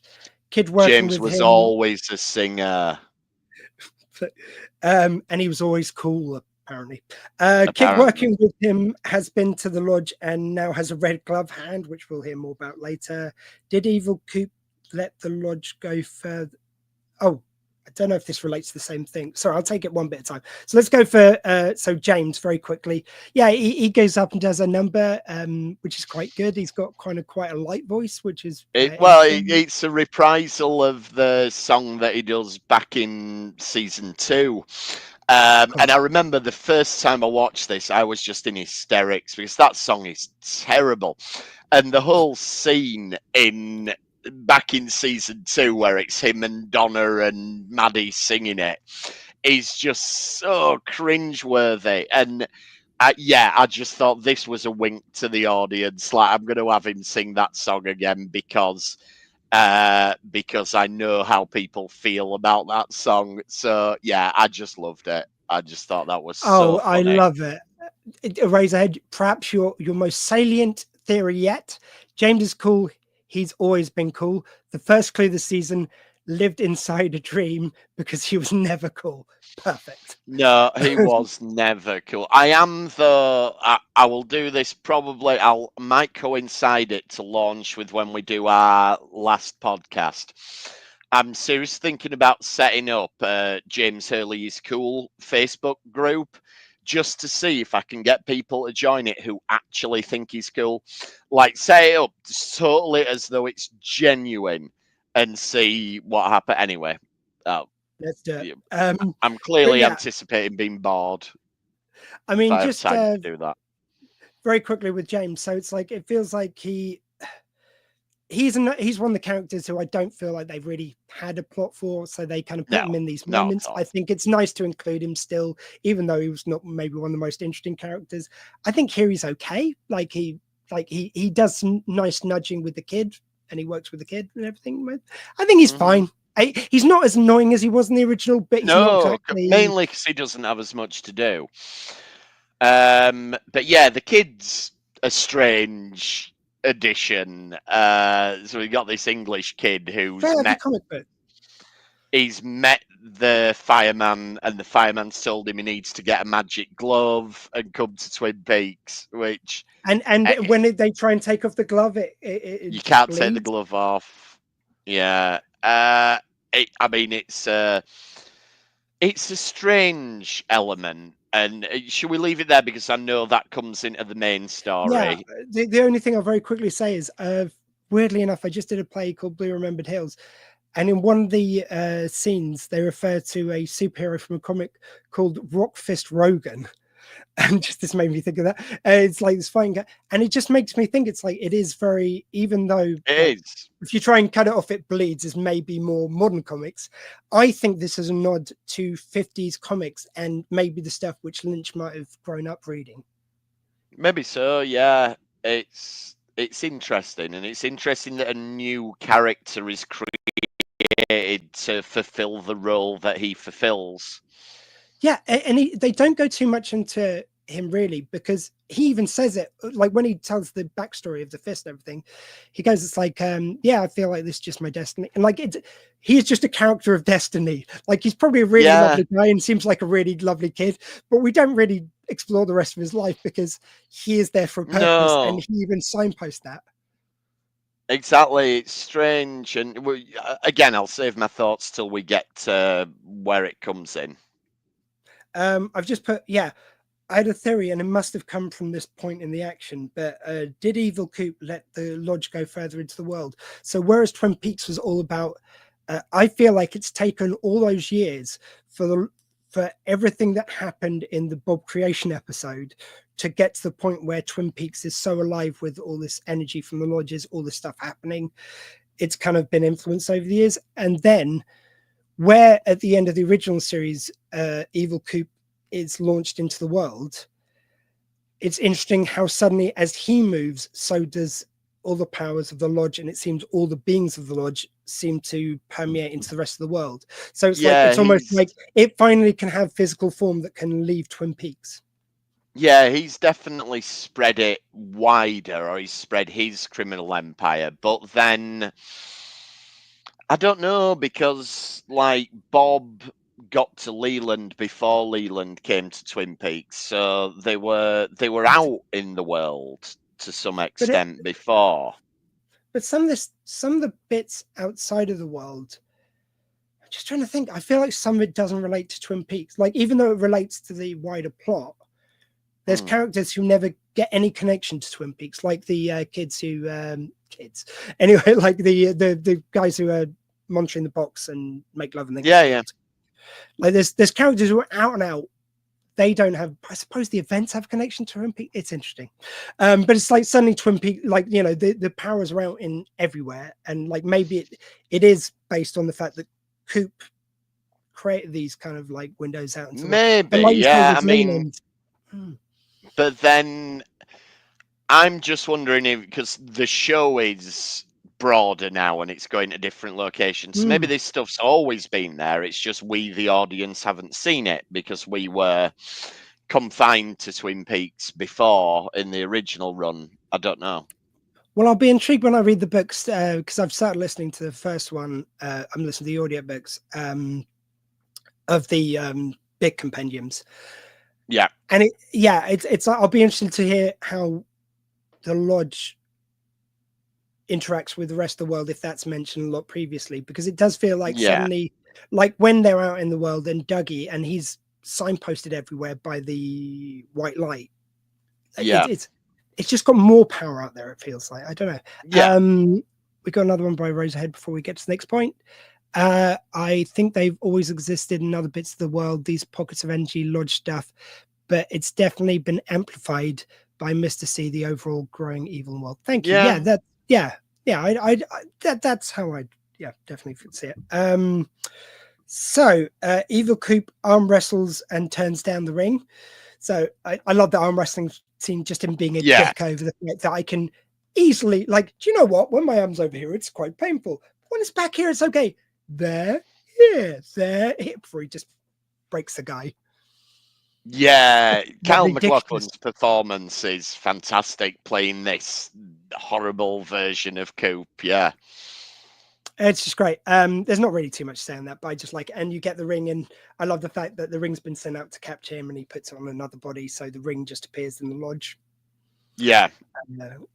Just really nice. Right, Coop Dougie. Yeah. I will say, by the time Coop went back into his mind came back, I would just loved it if he was able to walk through a door. I must admit that got a bit tiresome for me. I loved everything else about it, but you'd think way he's getting little bits of memory back, like when he eats the pie and he goes, this is damn fine pie. And there's little suggestions of things creeping in, but he still can't work out going through a doorway. Again, Lynch knew exactly what he was doing, but it doesn't mean it's not frustrating. Like, we don't get real Coop back until episode 16, so we get 3 episodes of real Coop out of 18. And even in those, he gets one moment, which we'll get to with the core cast. That's it. And it's just this delayed gratification over and over and over. And some of it does feel like trolling the audience a little bit, but it means that when we do get him back, the sense of absolute euphoria is just off the charts. I mean, I don't really have a problem with it. Like, I mean, well, obviously I have a problem with it because, like you say, it's the delayed gratification. It's fucking annoying, but I think it pays off. I just would have liked in that scene, and again, we'll get to a bit more, but like, I just would have liked to, when he gets his memory back, for him to have just an action scene with everyone. Like, you wanted more. You wanted more of him, because even when he comes back, he doesn't hang out with the characters that he knew. It's very much all business. Even if he said, it's like, you know what, we've got some big stuff to deal with, but let's just go for some pie and coffee. And just a scene where you just shoot them just eating pie, drinking coffee, maybe not even saying a word, and then they go back into the action. That would have made me so happy, because that would have represented them having some time together, and they don't need words. They just need to know they're in each other's presence, showing this thing which meant so much to them. That's it. You wanted time to just hang out with real Coop. You wanted them scenes we used to get in the original show where it's them having breakfast in the Great Northern and just chatting, but clearly the artistic vision was that we were not going to get that, but which is why I think I've enjoyed the Dougie scenes particularly much more on a rewatch, because waiting week after week after week when it was broadcast originally and not getting there was so frustrating. It didn't mean I didn't enjoy the show as a whole, but yeah. And I do love the fact that Dougie, where he's lost his memories, he becomes like anyone could put anything onto him. Like, that's the thing which I really loved. It's like when you've got somebody's blank slate, it's almost like, so if you're feeling guilty, you will, like the casino guy, ending up spilling your guts that you've been nobbled. If you're the wife, you see like, oh my God, he's been a pig. He's been out all night. Oh my God, you did all this. Like, and he hasn't said a word. And like, all he does is repeat the last few words someone says. And it allows them to, like, the boss at the company, the guys who run the casino, T-Bone from Prison Break and James Belushi, as I believe they both like to be called respectively. They all put their own shit onto him, and it's just glorious. That's it. It's like he's a catalyst for everyone else realizing things about themselves. But ultimately, wherever Dougie goes, he seems to spread goodness, which makes sense since he's created from Coop and is Coop effectively at this point. So, yeah. I'm just going to add to that. The guy from the insurance comes clean. The T-Bone and James Belushi, sorry, I'm just going to call them that. They are wonderful. I just love the idea. They're these really sinister guys. Again, you get the theme of like, oh, I had a dream last night. It's like, oh, fuck it. Like, yeah, I love that the dreams are the way that all you need to do in Twin Peaks to have someone do a major character change is they had a dream, and this has infected them in whatever way to inspire them to do good, evil, whatever it is. And he has this dream, so they end up realizing that because they had this dream about Dougie appearing like this at this time and everything, and Dougie hands them a check. So like there's obviously something bigger orchestrating this from the lodge that these guys then get the check. They turn good effectively. They sort out Dougie's family, which is really important, that because it's so harrowing that we know at some point Coop's going to get his memory back and leave. Yeah. And they dress that very nicely in the fact that he then has them set up. He feels like he is their dad at the same time, like their husband, like, because Dougie's from him. Obviously, there's some link there, and he understands that. Like his experience in Lodge, I think, has connected him to Dougie even beyond. And he gets Mike to create another Dougie, so that's nice. And it's beautiful. And it's like, when you see me, like he goes, and it just that hug with Sonny Jim and his wife, and just the look on his face, and just it's beautiful. Like, I am your dad, and I'm not. But don't worry, your dad's coming back, and it kind of is me. Yeah. Just not. And again, just to see those guys pop up, and like James Belushi and T-Bone guy just have so much fun. Again, so it's a bit scenery chewing, but in the most delicious way. Yes. And I love they're every time you see them after that, they're just celebrating endlessly. Yeah, they're cartoonish characters, but they are good fun. And James Belushi, I don't think he's the actor that John Belushi was. I'm sorry to compare him to his brothers, but his brother was an amazing comedic actor and actually did some serious stuff and all this. James Belushi, I don't think can jump into so many roles, but when he gets the right role, I think he's really good. Yeah, he had a good run of like rom-coms and stuff in the 90s, I think. He's done some decent stuff.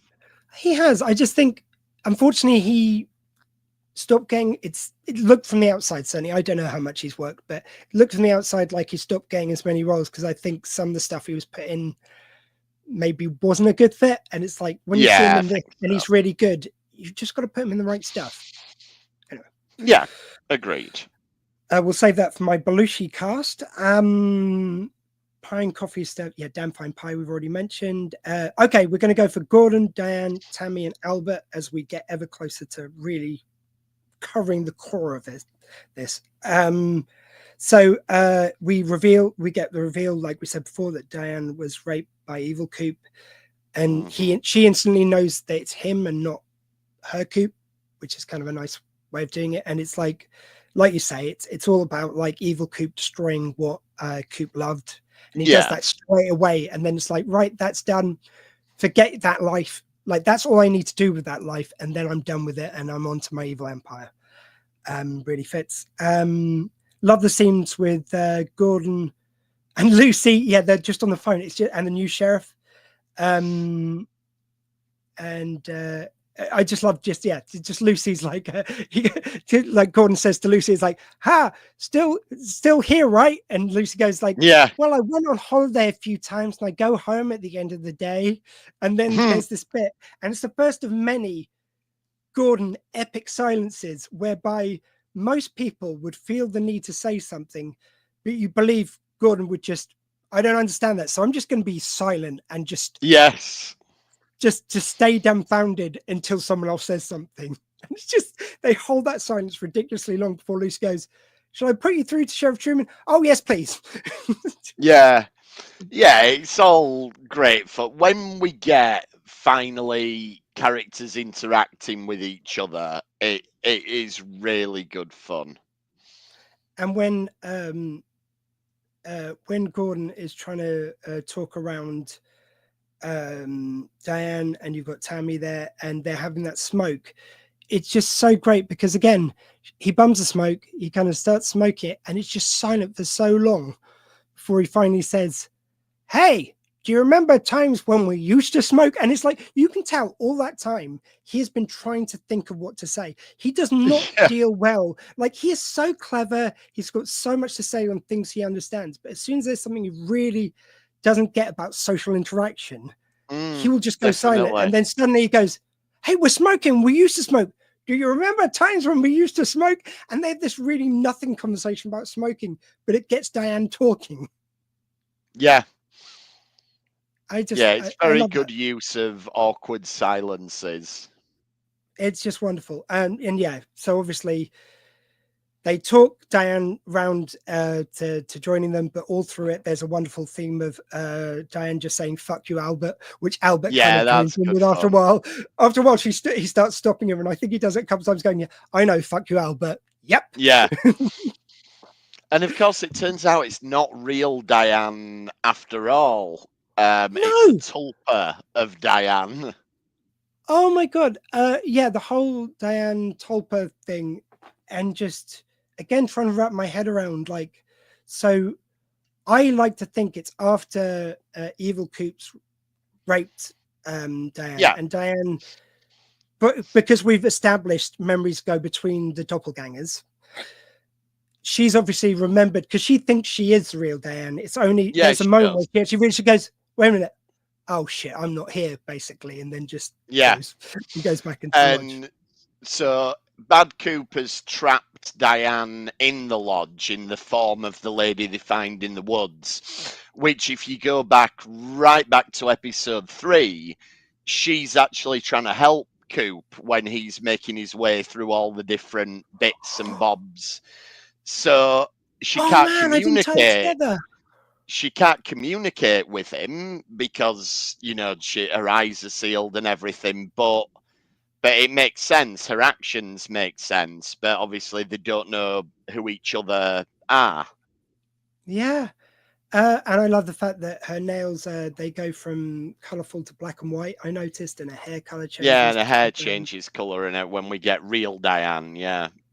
That's just really nice. Yeah, and the whole journey with Diane, I just think is brilliant. Wonderful casting. Yeah. So Blue Rose connection to dual person. So we go right back to all the stuff with Bowie and Lynch and Gordon. Gordon and Albert. And I love the fact that they both remember that moment at the same time. And I think it's extended. I'm not sure. Maybe you'll remember better than me. Is all of the information that Bowie gives that they remember in the original film, or is some of it in the missing pieces? Because when they say, oh, I just remember that too, and the missing pieces had only really been released, I think it was 2011, so 6 years ago. There is in this storyline something that I think's a bit naughty, in that all of a sudden we get a revelation that, like, Gordon says, oh, well, there's this destructive spirit called Judy, and Coop was looking for her, and He had talked to Major Briggs about it, and that was one of the other reasons that he went into the Black Lodge back at the end of the original show. And wait. So you're telling us there was all this backstory that you just didn't tell us about at the time, but this was actually going on, and It's definitely a cheat. it is a cheat. It feels naughty However, that I was just go going on. to say, however, given that they've threaded so many needles seamlessly, so many things, given that they had the whole I'll see you in 25 years, all this stuff which they Yes. purposely, some which I think maybe Lynch had some in his mind, but he was intending on doing another series, so you can't say he intended 25 years. But maybe there was some stuff which he had in his mind which was still used from the original. But a lot of this he's had to weave together in this huge expansive world we find ourselves in the return. So even though it's a total cheat, I'll fucking give him it. Oh, I'll give him it. I would just have liked us to have got there a bit more organically rather than Gordon just suddenly dropping all of this information. And similarly, when we get Coop back, it's like, right, I know exactly what I've got to do. I've come up with a plan, and now I'm going to go execute it. And it just feels like we've been robbed a little bit of getting there with the characters rather than just being told this is what's been going on. Well, the thing which I think they would do now with this is what we can do now is de-age. I think they would have had a de-age scene with Coop, which you could Maybe do now. so, But yeah. at the time, they were probably like, well, we can't fucking film anything with him being young, so it's got to be done with exposition. Yeah, I that'd think have been maybe, like you say, actually. maybe they could have woven it in between the story, but I just think, I mean, in fact, they do use some, early de-aging with, which they do very well with Laura. Yeah, the drop bits in here and there. Yeah, you couldn't have done a whole scene like you could do now. It just feels a little bit inelegant that it's a massive info dump so late in the run. As Razorhead puts it, it's cheap. The only way justifiable is to say it was a super secret blue rose stuff, and can be talked about in the past. But yes, definitely cheap. I think it's, again, if you had more time, given that so much is put into this, you probably would have put that exposition amongst the show. I think he just ran out of time for that, and he was like, I've got to put it in. Well, maybe he wouldn't have run out of time if we hadn't spent 5 minutes watching someone sweep the floor. I mean, I'm totally down for that argument, but also you've got to say, no, there were, in these 18 hours that you've had, we could have dropped a few things and made 5 minutes but yes. But tell me this, because we talked about this a bit the other week. Did you skip the credits once? Because I didn't. I think it once skipped before I could stop it. Yeah, Paramount Plus wanted me to, but Paramount if you want to know our thoughts on Paramount Plus, join us on the Retrek podcast, where we have many things to say about it. Every Wednesday at 6 o'clock UK time. Actually, my Paramount Plus is due for renewal, and I've not decided whether I will or not. So if you're listening, Paramount Plus, it's a fantastic service, and I would happily take a free year of it. Let me just say this, though, Paramount Plus. Look, other sites do this, and please learn, just nick it from other sites. They get, if there's credits which have something happening in, they don't automatically skip. Just an idea. Just an idea. This is all part of the show. It's not just credits. Anyway. So yeah, I love the fact though. Yeah, but yeah, so did you remember if, like, and maybe Eraserhead might, is the bit which they referred to, which they suddenly remember, I was wondering if that was a missing pieces reference, because that scene is in it that you see with Bowie, but it's extended in the missing pieces. And I think some of the information there wasn't in the original cut. That's why they suddenly remember it. I think that's an in-joke. Maybe, yeah, it could well be. Yeah, and it certainly gives us more context to what was going on, because even with the extended missing pieces bits, it wasn't that clear. Oh, it makes no more sense. It just gives you a weird bit where Bowie appears back in his hotel, which leads nowhere. Yeah. Speaking of Bowie, he's been turned into a teapot now.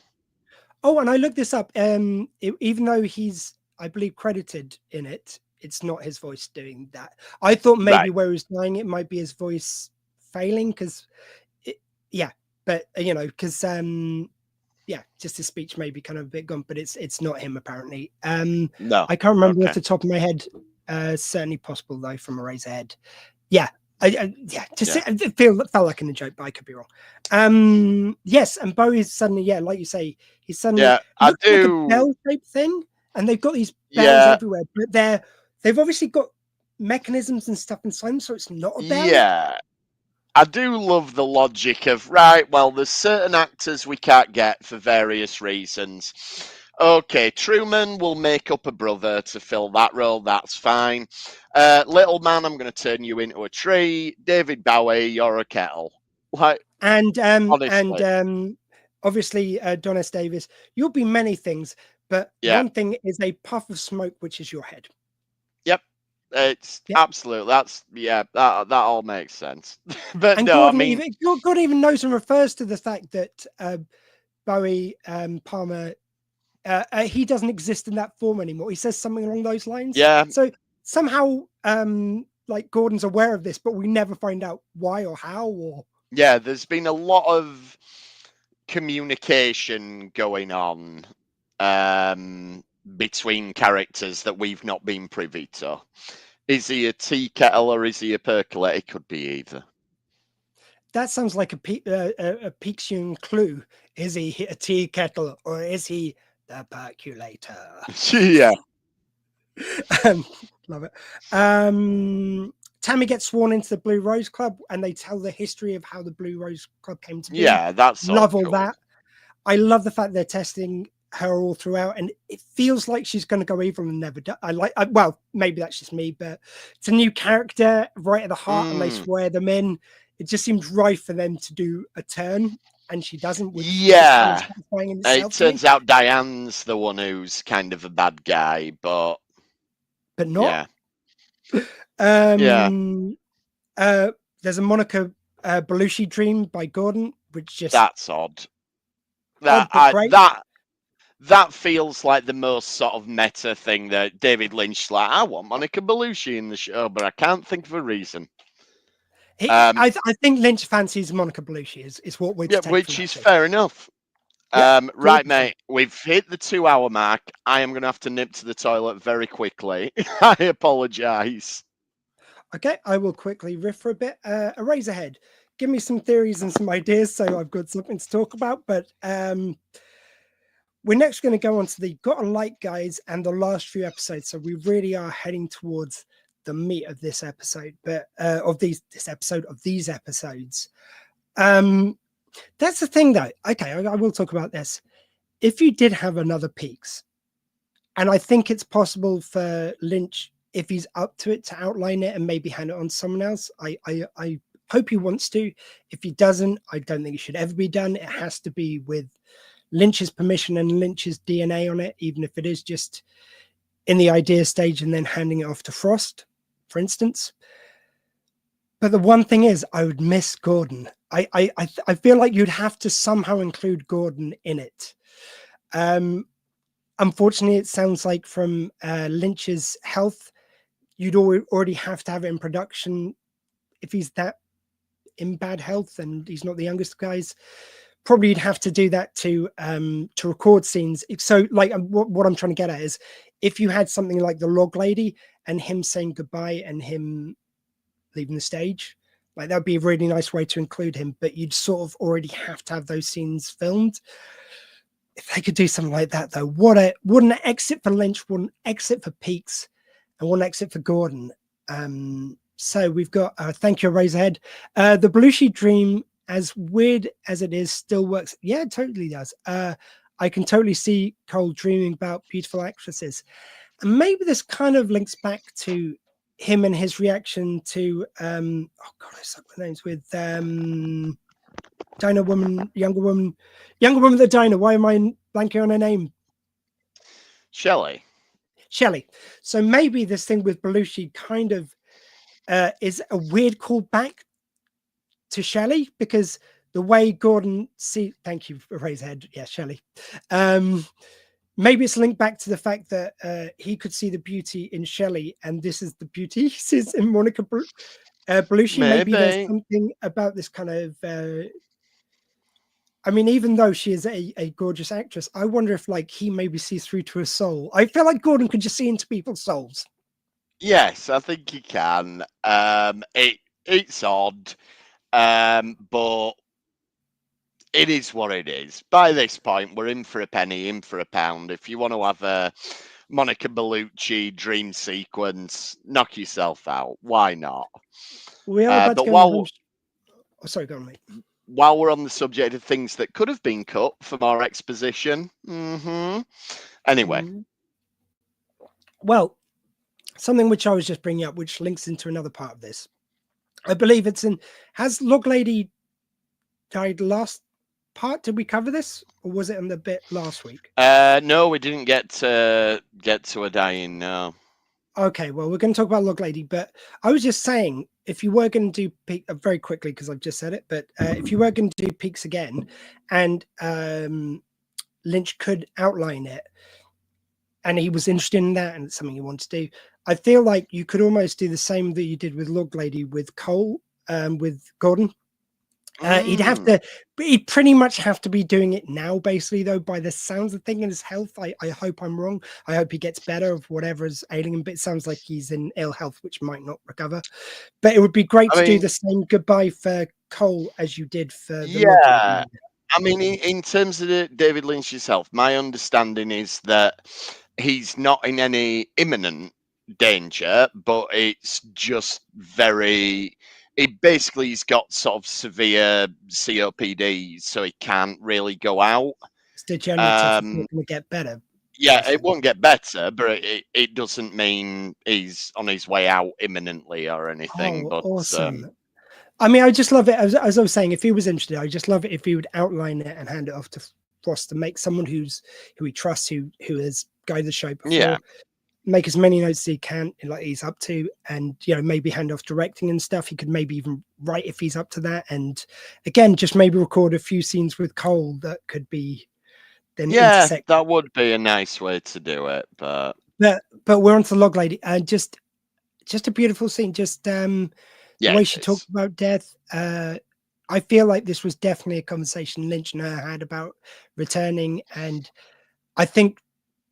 I mean, I think Lynch is the only person who could ask without it being insulting. It's like, do you mind playing yourself dying scenes you are dying and talking about that? I feel like they could in some way have that conversation directly.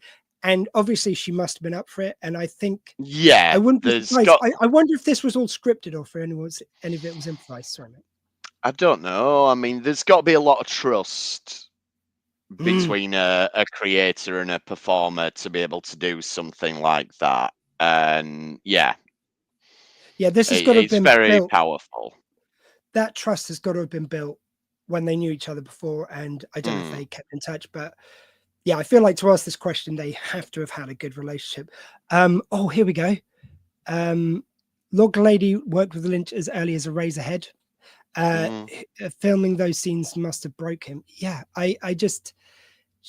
She talks about like, there is some fear she addresses, but like she just says to Hawk, I'm dying. And like Hawk, in perfect Hawk fashion, you can tell he's processing it and he's thinking about it.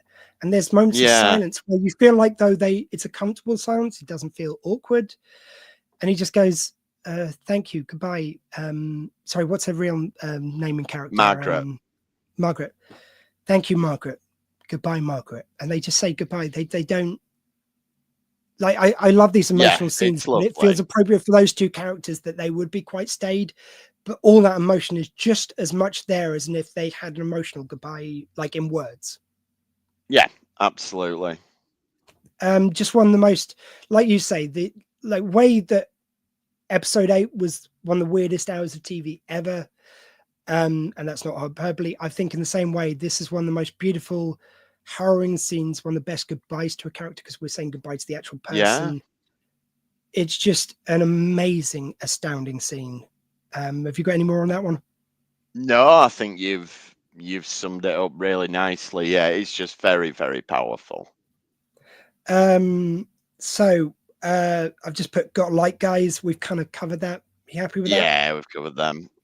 Let's go to the last few episodes then. So Coop gets a shock and gets his memory back, and there is that bit where it's so prolonged where he's got the fork and he's looking at the plug socket. It's like, Yeah. just do it. And they, again, it's that Lynchian thing is going, no, when he does it, you're going to feel it. I'm going to milk this moment. Yeah. And then he goes into a coma for an episode, but then we finally get the return of Coop, which, yeah. Well, it's when Mike even says, finally, these are beings who know what's going to happen, know the future, know the past. They're kind of helping steering events. But even he's going, oh, for fuck's sake. Like you get the feeling Coop has control outside of the plan. And maybe like, I think he planned some of this stuff with Dougie that the Lodge didn't.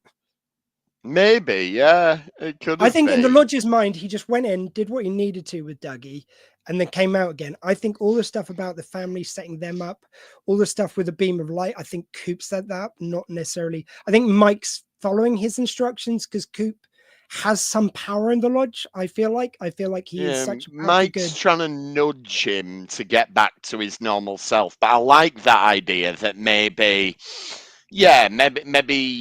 Coop, being the all-round good guy that he is like, well, I can't just come and replace Dougie because, this guy exists as a result of me, so I've got to make sure I put everything in his life in order before I move on. So, yeah, I like that idea. Well, it's like, I mean, we've always seen the Lodge Dwellers as either evil or chaotic good, maybe, like slash chaotic neutral at best, or worse, whatever you like to say.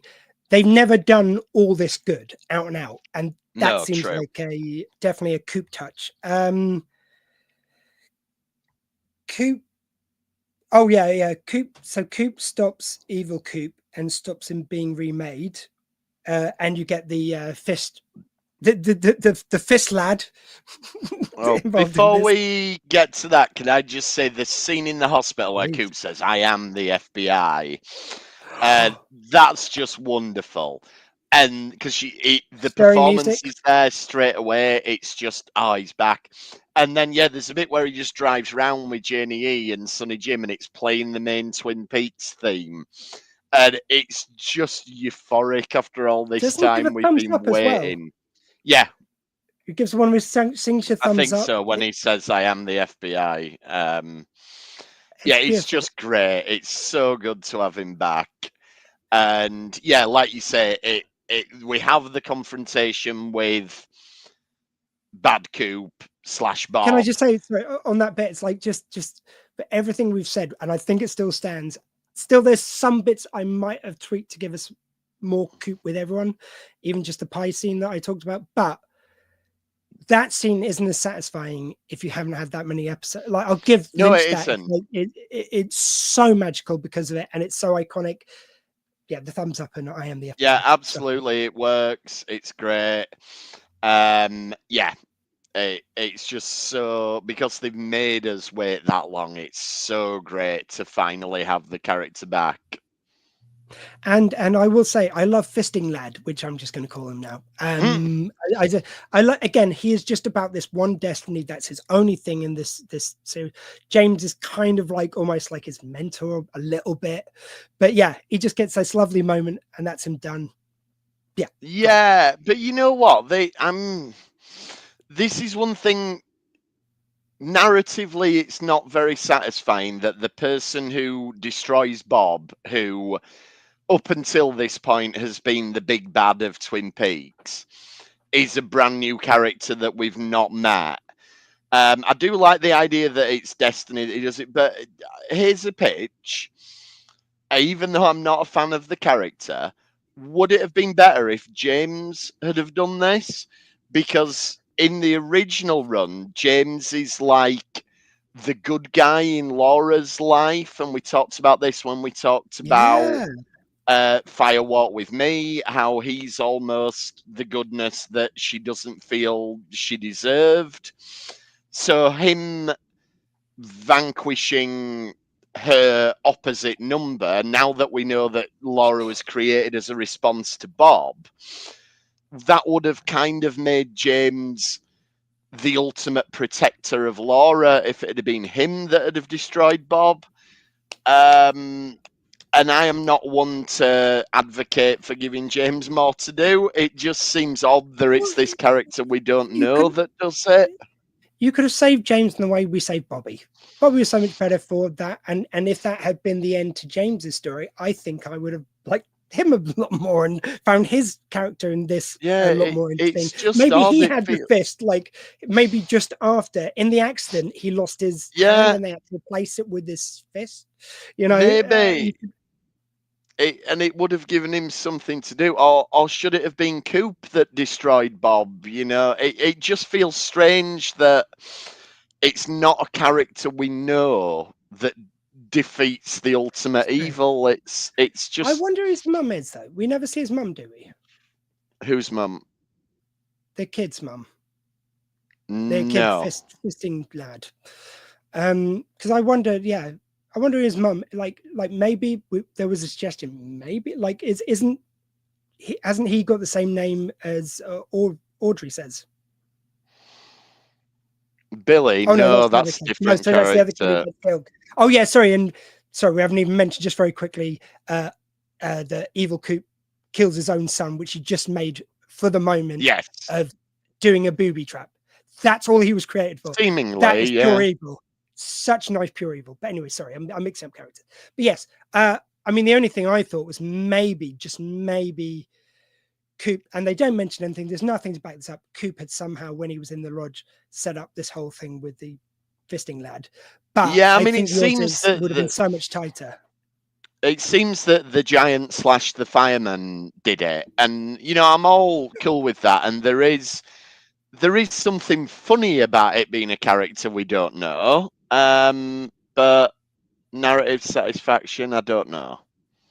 Ray's head. If James was the one to best Bobby, I think I would have started rooting for Bob. Fair enough. Love it. Yeah. No, I love your pitch. I would have. Yes, I think that would have actually been much better from us. Yeah, so they stop him being remade though. Lovely moment with the FBI sheriff cast all together. So you do get that moment still. You do. And Coop, like he gets to meet new Truman and he gets to sort of say how much he respects everyone. And he does get a moment where he says some nice things. Yeah, he does. And then there's the bit where he goes like, and I'll see you for the curtain call. It's oh no, that's in a bit, I think. But it's just he does say, like, he basically says, like, I don't know if I'll see you guys ever again. Yeah, because Coop seems to know exactly what he intends to do and how, you know, it's implied that him and the fireman and Mike came up with a plan for what they were going to do. Like, we're going to get rid of bad Coop, we're going to destroy Bob, then we're going to change time, which we'll get to in a minute. You know, this was all planned out. Yeah, I know. Lucy's, I understand cellular phones now. That was a nice tie-up to the most random thing, which was mentioned once earlier. Had me laughing so hard the first time I watched it. So silly, so innocent. Yeah, perfect. You're right. Agree. Yeah. And it's just a bit where Coop right at the end, when he does say that line about, or the end of this bit, I mean, where he does say, like, I don't know if I'll ever see you again. I think that's Lynch saying that to the audience. Like, I don't know if we're going to ever return to this well. Yeah, I think so. Lynch did. Like, for me, I think he always intended to return, but he didn't know if he was going to, or if he was going to get the chance, or if he was going to fit together all the ideas, which I'm sure he had percolating in his head. So I think this is our, don't know if we're ever going to be together again, but this is your goodbye to these people, at least for now, possibly forever.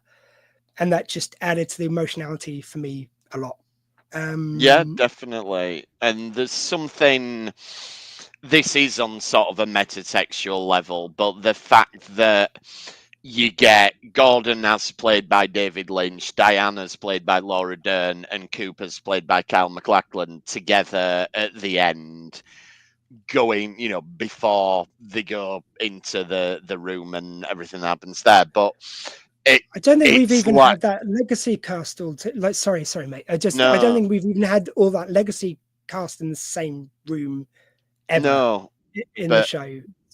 Sorry. No, we haven't up until, but it specifically it's those three. So it's David Lynch with the two actors with which they've played his leads in more of his work than not, and that feels important in a way that's not connected to the show.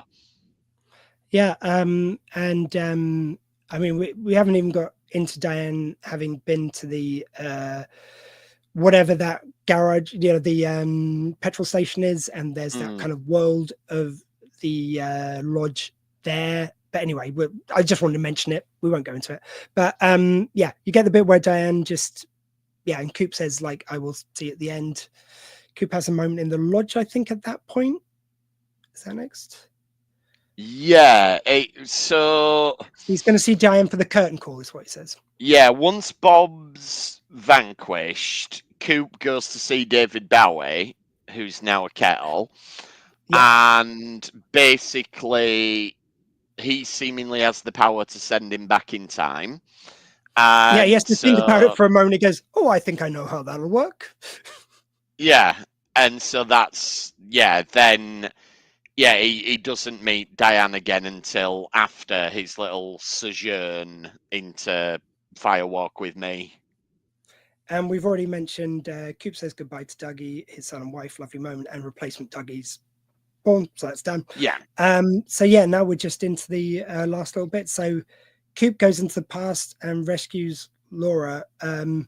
So it's just this wonderful moment where he arrives at the door and just leads her away. And it's like there's something unspoken. I think, again, this speaks to the idea that Laura, on some level, knows stuff she doesn't know. I don't think Laura knows that she's this vessel of good and that she's been implanted No, I don't there. think she does. But somewhere in her mind, she's aware of it, just not consciously. And this kind of the fact that she just goes with Coop to be saved kind of speaks to that, I think. Yeah, it does. And she's already seen him in dreams at this point, so she would have recognized him, presumably from her dream, because we learn in Firewalk with Me that she's dreamed about him. So yes, and it was that moment which really meant a lot to me, because I remember when we were talking about some of the earlier episodes, and I said it feels like even though they never meet in the real world, it feels like they know each other, Coop and Laura. So when they actually said that they were both from different times, they were both consciously there. It wasn't either of their dreams. It was an actual thing that was happening between them. That meant so much to me, because they do feel like they're connected souls on some level. Yeah, absolutely. And yeah, the first time I saw this, I was not expecting them to go this way with rewriting what happened, but it feels right. It feels appropriate. And there's a beautiful tie-in to when you watch Firewalk with Me. There's a bit where Laura just screams at the woods and we don't know what she's seen. And we revisit that now, and it was her seeing Coop, and presumably they had no idea that was what it was going to be when they filmed Firewalk with Me, but it's a beautiful way of calling back to that. And right, oh, sorry, mate, you go. Go on. No, finish your thought, and then I've got something. No, it's my thought was on right at the end of the episode, so go on. Oh, okay. Yeah, just in this moment, you see, right, I think several events are happening at the same time here. So I think this connects, like you say, connects to that moment in the original series. I think it possibly, now we've talked about it, connects to Audrey screaming. I think it possibly connects to, and we'll get into this in a minute, but other Laura screaming. I think it also is the moment we saw near the beginning of this series where the lodge kind of seems to get unmade. You see the lodge disappearing out and like the elements of it separating. And you see the horse, which I think is some sort of change, and something's changing in the world. So like the horse appears to Laura's mum. Is it the night of the death? Yeah, it's when Maddie died. It's both, I think. She sees it in Firewalk with Me before Laura dies, and she sees it in the show before Maddie dies. So I think the horse there is representing the death of the lodge. So I think this changed to time. Like the lodge always knew, because like the Mike says, Mike references Coop go into the past before he does it to save Yeah. Laura, basically. You know, it's not clear at that point, but that's what he's referencing, we find out. And I think they always knew this would unmake the lodge as we know it. I think it does something else to the lodge, and something else happens to it afterwards. And maybe it rewrites the paradigm, and maybe there's something else which happens in place of the lodge. But I think all that ties together. What say you? I can go with that, and I think that kind of ties into a point I wanted to come to at the end. You've got, after the timeline has been changed, Sarah Palmer smashed. Sorry, I just want to throw this in. Sorry, I missed this one bit. Just because he says, is this a future or past? Which whenever they say that, it seems to link to time points together.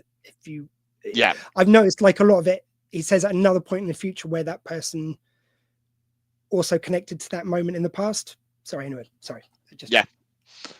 So Sarah smashes up the photo of Laura, and earlier on, a few episodes ago, we had that scene where Sarah went into a bar and removed her face and killed somebody. And nothing comes of it. But this is where my theory is that it goes back to that bug from episode 8. And I think that was Judy, and it implanted itself in Sarah Palmer right back when she was a little girl. And she's carrying Judy within her that we see manifest in that sequence.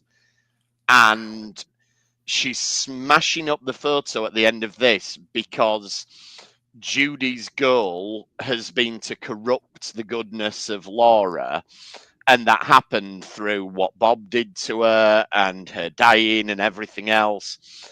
And at the moment that Coop rewrites time to remove her out of the timeline and stop Judy getting to her, that's like a moment of anguish from Judy smashing up this photo, like, wow, you've undone the timeline where I won, effectively. Wow. I love that. And we've also, you said about her removing her face. We saw Laura doing that in a scene. We did. What was the scene where she was doing that? Now I want to think that because it's right near the start. Laura does it and there's light in it when she's talking to Coop, whereas when Sarah does it, there's dark within it.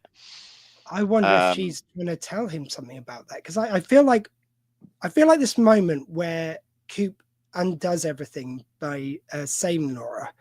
I feel like he has to do it, but it was never meant to. I feel like there's consequence for this happening, and it's kind of going to make some stuff. And I feel like they're almost going to have to, at some point, put it back. And like Laura's going to have to choose to be what she was. Like, you know, it's her weird. It's not her redemption, but it's her getting some ownership over it, kind of by doing that. Maybe. Notice in that scene when Sarah Palmer tries to stab the picture of Laura, the glass breaks, but the picture of Laura never breaks or rips. She cannot destroy the purity that was Laura. Lovely. Yeah, that makes sense. And she can't destroy it because Coop has removed it from the timeline in which she exists. So, and it even adds to the idea that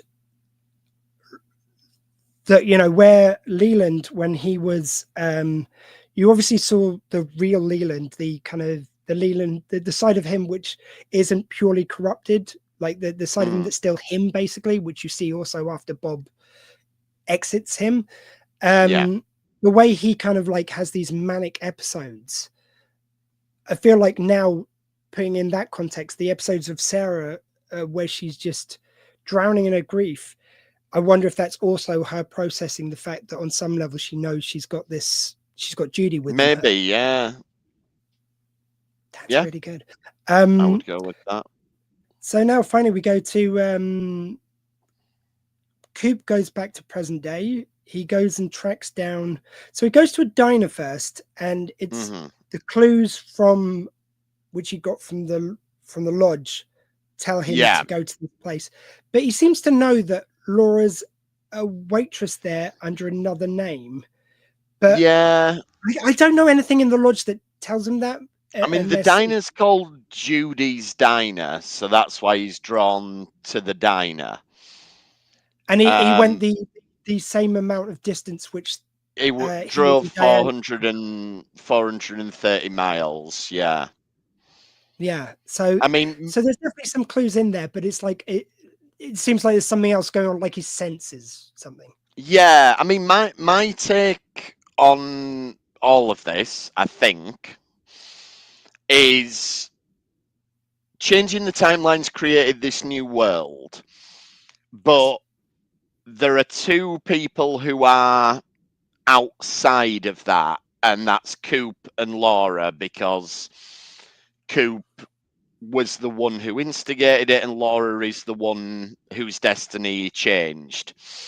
So my reading of it is that after they changed the timeline, Coop is still in the old timeline, if you like, and he has to drive to a place where he can jump over into the new timeline, the newly created one. So that was the giant telling him he had to do that, and it's a place with electricity, so that makes sense. So then he goes into the new timeline, but he Ooh. doesn't really belong there. And that's where these names come from, Richard and Linda, because Diane and Coop and Laura all exist in the original timeline. They have to be fitted into new identities in this new one.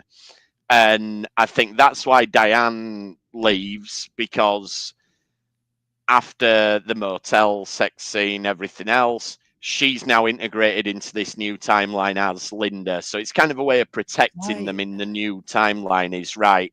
You've now got to become Linda because you're not of this timeline. There is a Diane in this timeline, but that's not you. And I think the same things happened with Laura, potentially, where she's become this Carrie character. And Coop, presumably, at some point will become this Richard character. That's my attempt to understand what's going on here, which I freely admit I don't. And what I really love about the actress who's playing Laura / Carrie here, I love the fact that when they do go to the past, they did a decent job, especially for the time of making de-aging her. I thought that would look really great. But something I always think, and I think it's only because of our society that this is amazing, just to couch it that way. But I think when actresses, I don't want to sound like I'm insulting her, but like when they allow themselves to kind of like look really like no makeup and everything, the way our society judges women, I think that is a big thing for them to do. And it's like you feel like the Carrie version, they purposely made her look a bit maybe really tired, no makeup. Yeah, I think they did. Like she is a beautiful woman, and to be brave enough to do that, I think actually is really amazing. Like, you know, and it shows the contrast between Laura and her really well. Yeah, definitely. It's something I just really picked up on how different she looked, even though it was clearly the same actress. I thought that was amazing. And she's someone who's got to skip town, and that's the only reason why she agrees to go with Coop. She says that, but you get the feeling there is something which is piquing her memory in everything he says. Like she doesn't remember names, but something's in her spidey senses going off. Yeah, like you say, maybe she has a residual memory of being Laura Palmer, and they've not been able to put her fully into this new identity within this new timeline. I don't know. And then they drive back to Twin Peaks, and just on that point, from Eraserhead, they make her look incredibly on edge and stress as Carrie. She looks like she hasn't slept in days. Yeah, exactly. That's exactly it. Yeah. And it feels like we're heading, and we are heading towards the conclusion of the show, like by taking her back to the Palmer house. And in the same thing as we get with the scene where Diane and Coop are driving to the motel where they make love. In this last scene, they again, it's this thing of holding moments. And under a lesser director, I don't think I would put up with that shit, quite frankly. But when Lynch does it, it's spellbind. There is always Yeah, a it is. purpose you get from it. Like those looks between Coop and Diane, where it's like, we just want to do this thing, you feel like, but it's like we've got to drive there and we've got to have this moment where we're in the car, but we don't know what to say to each other after all this stuff which has been said, that hasn't been said, everything. And it's all there in the car at that moment. And the same thing with Carrie, Laura, and Coop. So much which they could be saying to each other, but what the fuck do you say to someone who's just turned up in your life, or someone who's been so significant that it's now Exactly, someone else? and how would Coop even start to explain any of it? Like, well, you're actually this girl who was killed, and I investigated it, and then I had to spend 25 years in a parallel universe, and it'd be an odd conversation to have. Yeah, but the fact they include those scenes, I think, is really important. We talk about some other bits, which I agree, like maybe Swim the Floor, we could have cut. But these bits, no dialogue, but they're great. They add so much. Yeah. Yeah. So then we get it. We get to Twin Peaks. We get to the famous house. Yeah. Laura Carey doesn't recognize it. They go to the door. Just, again, it's just wonderfully Lynchian. It's like, so who did you buy this off? It's like, I don't know. Does anyone know? Hold on a second. Who did you buy the house off?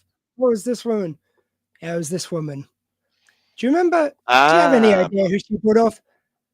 Do you have any idea who she bought off? Like, just all this unnecessary stuff. Like, you would just have that character knowing it, or both of them being at the door if you were anyone else. But the names there are significant because the two names that are mentioned are the two names that were given by the person in the trailer who was Minnie Lynch's mum.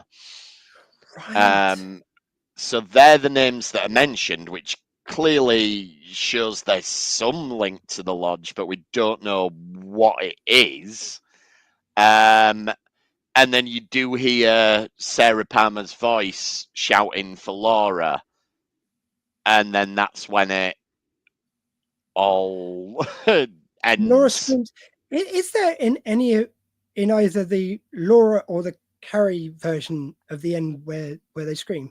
Have I just made this up, or does Coop say something about, I think I know what's happened? No, he says, what year is it? What year is it? Okay, so I've made that way up. Yeah, what year is it? And that's, yeah. I don't know if that's going to be a clue. I don't know if we're in the past. I don't know. Yeah, that says, is this at an earlier point in time, or is it Coop just sort of finally reconciling the fact that, oh, actually, I've been gone for 25 years. Like, when are we? So, I don't know. And maybe it can't be really early on, but it could be, I think, from how they dressed the 80s the 90s or today. Yeah, it could be. And I'm wondering if hearing Sarah's voice, okay, this is just a new theory I've just made up on the spot now, but maybe this is the new Laura doesn't die timeline. And everything is starting to reintegrate, and that's why Laura's somebody else. But the fact that it's those lodge names living in that Palmer house, maybe this is a place where the lodge's influence has somehow carried over to this new improved timeline. And maybe Sarah's voice is Judy trying to invade this new timeline to try and get through to attack Laura in this new timeline. Maybe. I think what year is this shows just how out of the element his element Cooper is. Dude, forget what year it is. You're not even in the correct timeline universe. Yeah. Yeah, bigger fish to fry than what year it is, Coop.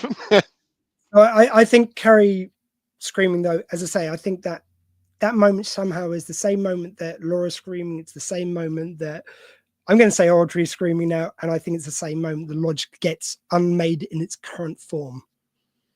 That's my pick. Yeah, maybe. So maybe in a way that scream kind of breaks this timeline. Maybe seeing the house, hearing a mum's voice brings all the memories back to her, and Oh, that oh, that revelation shatters this reality in some way. I don't know.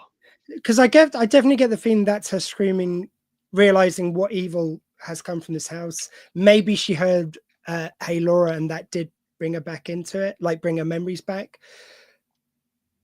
But yeah, I don't know. I didn't think of it making, but I definitely feel like it made the lodge in some way. And like it would be, I think I said to you when I came up with this theory, I Maybe. messaged you and I said, I think it's very Lynchian that it might have been that they actually did tie it up in a neat bow, but they spread it over so many episodes, you just have no idea he did. Maybe, yeah. It could have been. I mean, I feel like if we'd have stopped this in episode 17 with the rewriting of the timeline where Laura doesn't die, that's quite neat. It leaves a lot of questions up in the air, but it is quite a neat ending. But David Lynch and Mark Frost, we always say Lynch, but Mark Frost co-wrote all of this season. But they go, oh, no. We've got another episode and it's going to introduce parallel universes and it's going to finish on more of an ambiguous note even than the original run finished on. Thank you very much. Yeah. We're out. It's like, it's audacious. I had remembered the ending of the penultimate episode where it's Laura screaming being the last moment, but I think it's just in my head. It got confused with Harry screaming Laura. But yeah, no, what a wild ride. As part of our next episode, which we do, as I say, it'll be between Christmas and New Year. We've got some interviews which will be coming out in between time for the Doctor Squee Show. Back to our usual remit, but I thought it was just nice kind of between Christmas and New Year to cover the books. We're also going to do our pitches for what we would like to see if there was ever going to be a third Twin Peaks. So Eraserhead, I definitely want your take on that. Please do message us in. Actually, drsquee@gmail.com if you want to send in a long form one. I'd love to hear it from you because it's got to be, not to preempt, but it's got to be Twin Peaks in space or Twin Peaks meets Sharknado. Don't give away the gold now. That's it. Yeah, I've just let you have my two best ideas for free anyway. Well, you're gonna have to come up with something fleshed out for the next one. So we're gonna do that. We're gonna, as I say, have live pie and coffee. Only on this show could that be a sell. And we're going to go through all the Twin Peaks, well, 3 Twin Peaks books. If there's any others, we're not covering them. So Jim, before we say goodbye, any final thoughts, or are we good there? No, see, the thing is, every so often in my head, I think, oh yeah, I know what's what with Twin Peaks, and I'm at peace with how I feel about it. Then I think about it again, and we talk about it again, and I'm baffled again, and I'm in baffled at the moment. So yeah, let's just leave me. What year is this?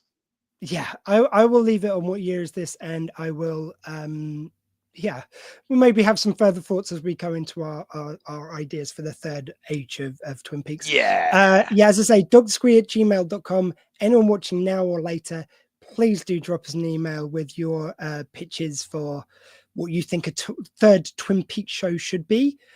In the meantime, please join me for the Doctor Squee Show. That's going to be coming out on Thursday. And that's Doctor Squee, youtube.com/Doctor Squee. Even Jim, what are we doing over on the Retrek podcast with our buddy Admiral Elliot? On the Retrek podcast, we are covering the latest episode of Lower Decks, and we will be covering another episode from the Trek back catalogue that's somehow linked to it. But we haven't decided which episode yet because Admiral Elliot has just moved house and hasn't been able to get his internet set up to watch Lower Decks yet. So once he's all caught up, we'll know what the other episode is going to be. Yeah, and if you're a Star Trek fan, please do join us every Wednesday at 6 p.m. UK time for Retrek. Whenever we're covering new Trek, it's a new episode, and we get an old episode which links to it somehow. So Lower Decks is great for that because they always reference previous episodes. And in peace times, if you like, between new episodes, we just cover a couple of classic ones which take our fancy, or usually we kind of theme for a little while. Yeah. But that is it for our Twin Peaks rewatch of the TV version. Join us over Christmas and New Year for the books. But Jim, thank you very much for joining me. Can't wait to go one more spin around the Twin Peaks universe. But this has been a wild ride going through the TV version. It has indeed. It's been a load of fun. And a special thanks today to Eraserhead. You really have added so much value today, and we do appreciate it. But for now, I have been Special Agent Squee. Joining me has been Deputy Jim. And until next week, be kind to each other. And what year is this?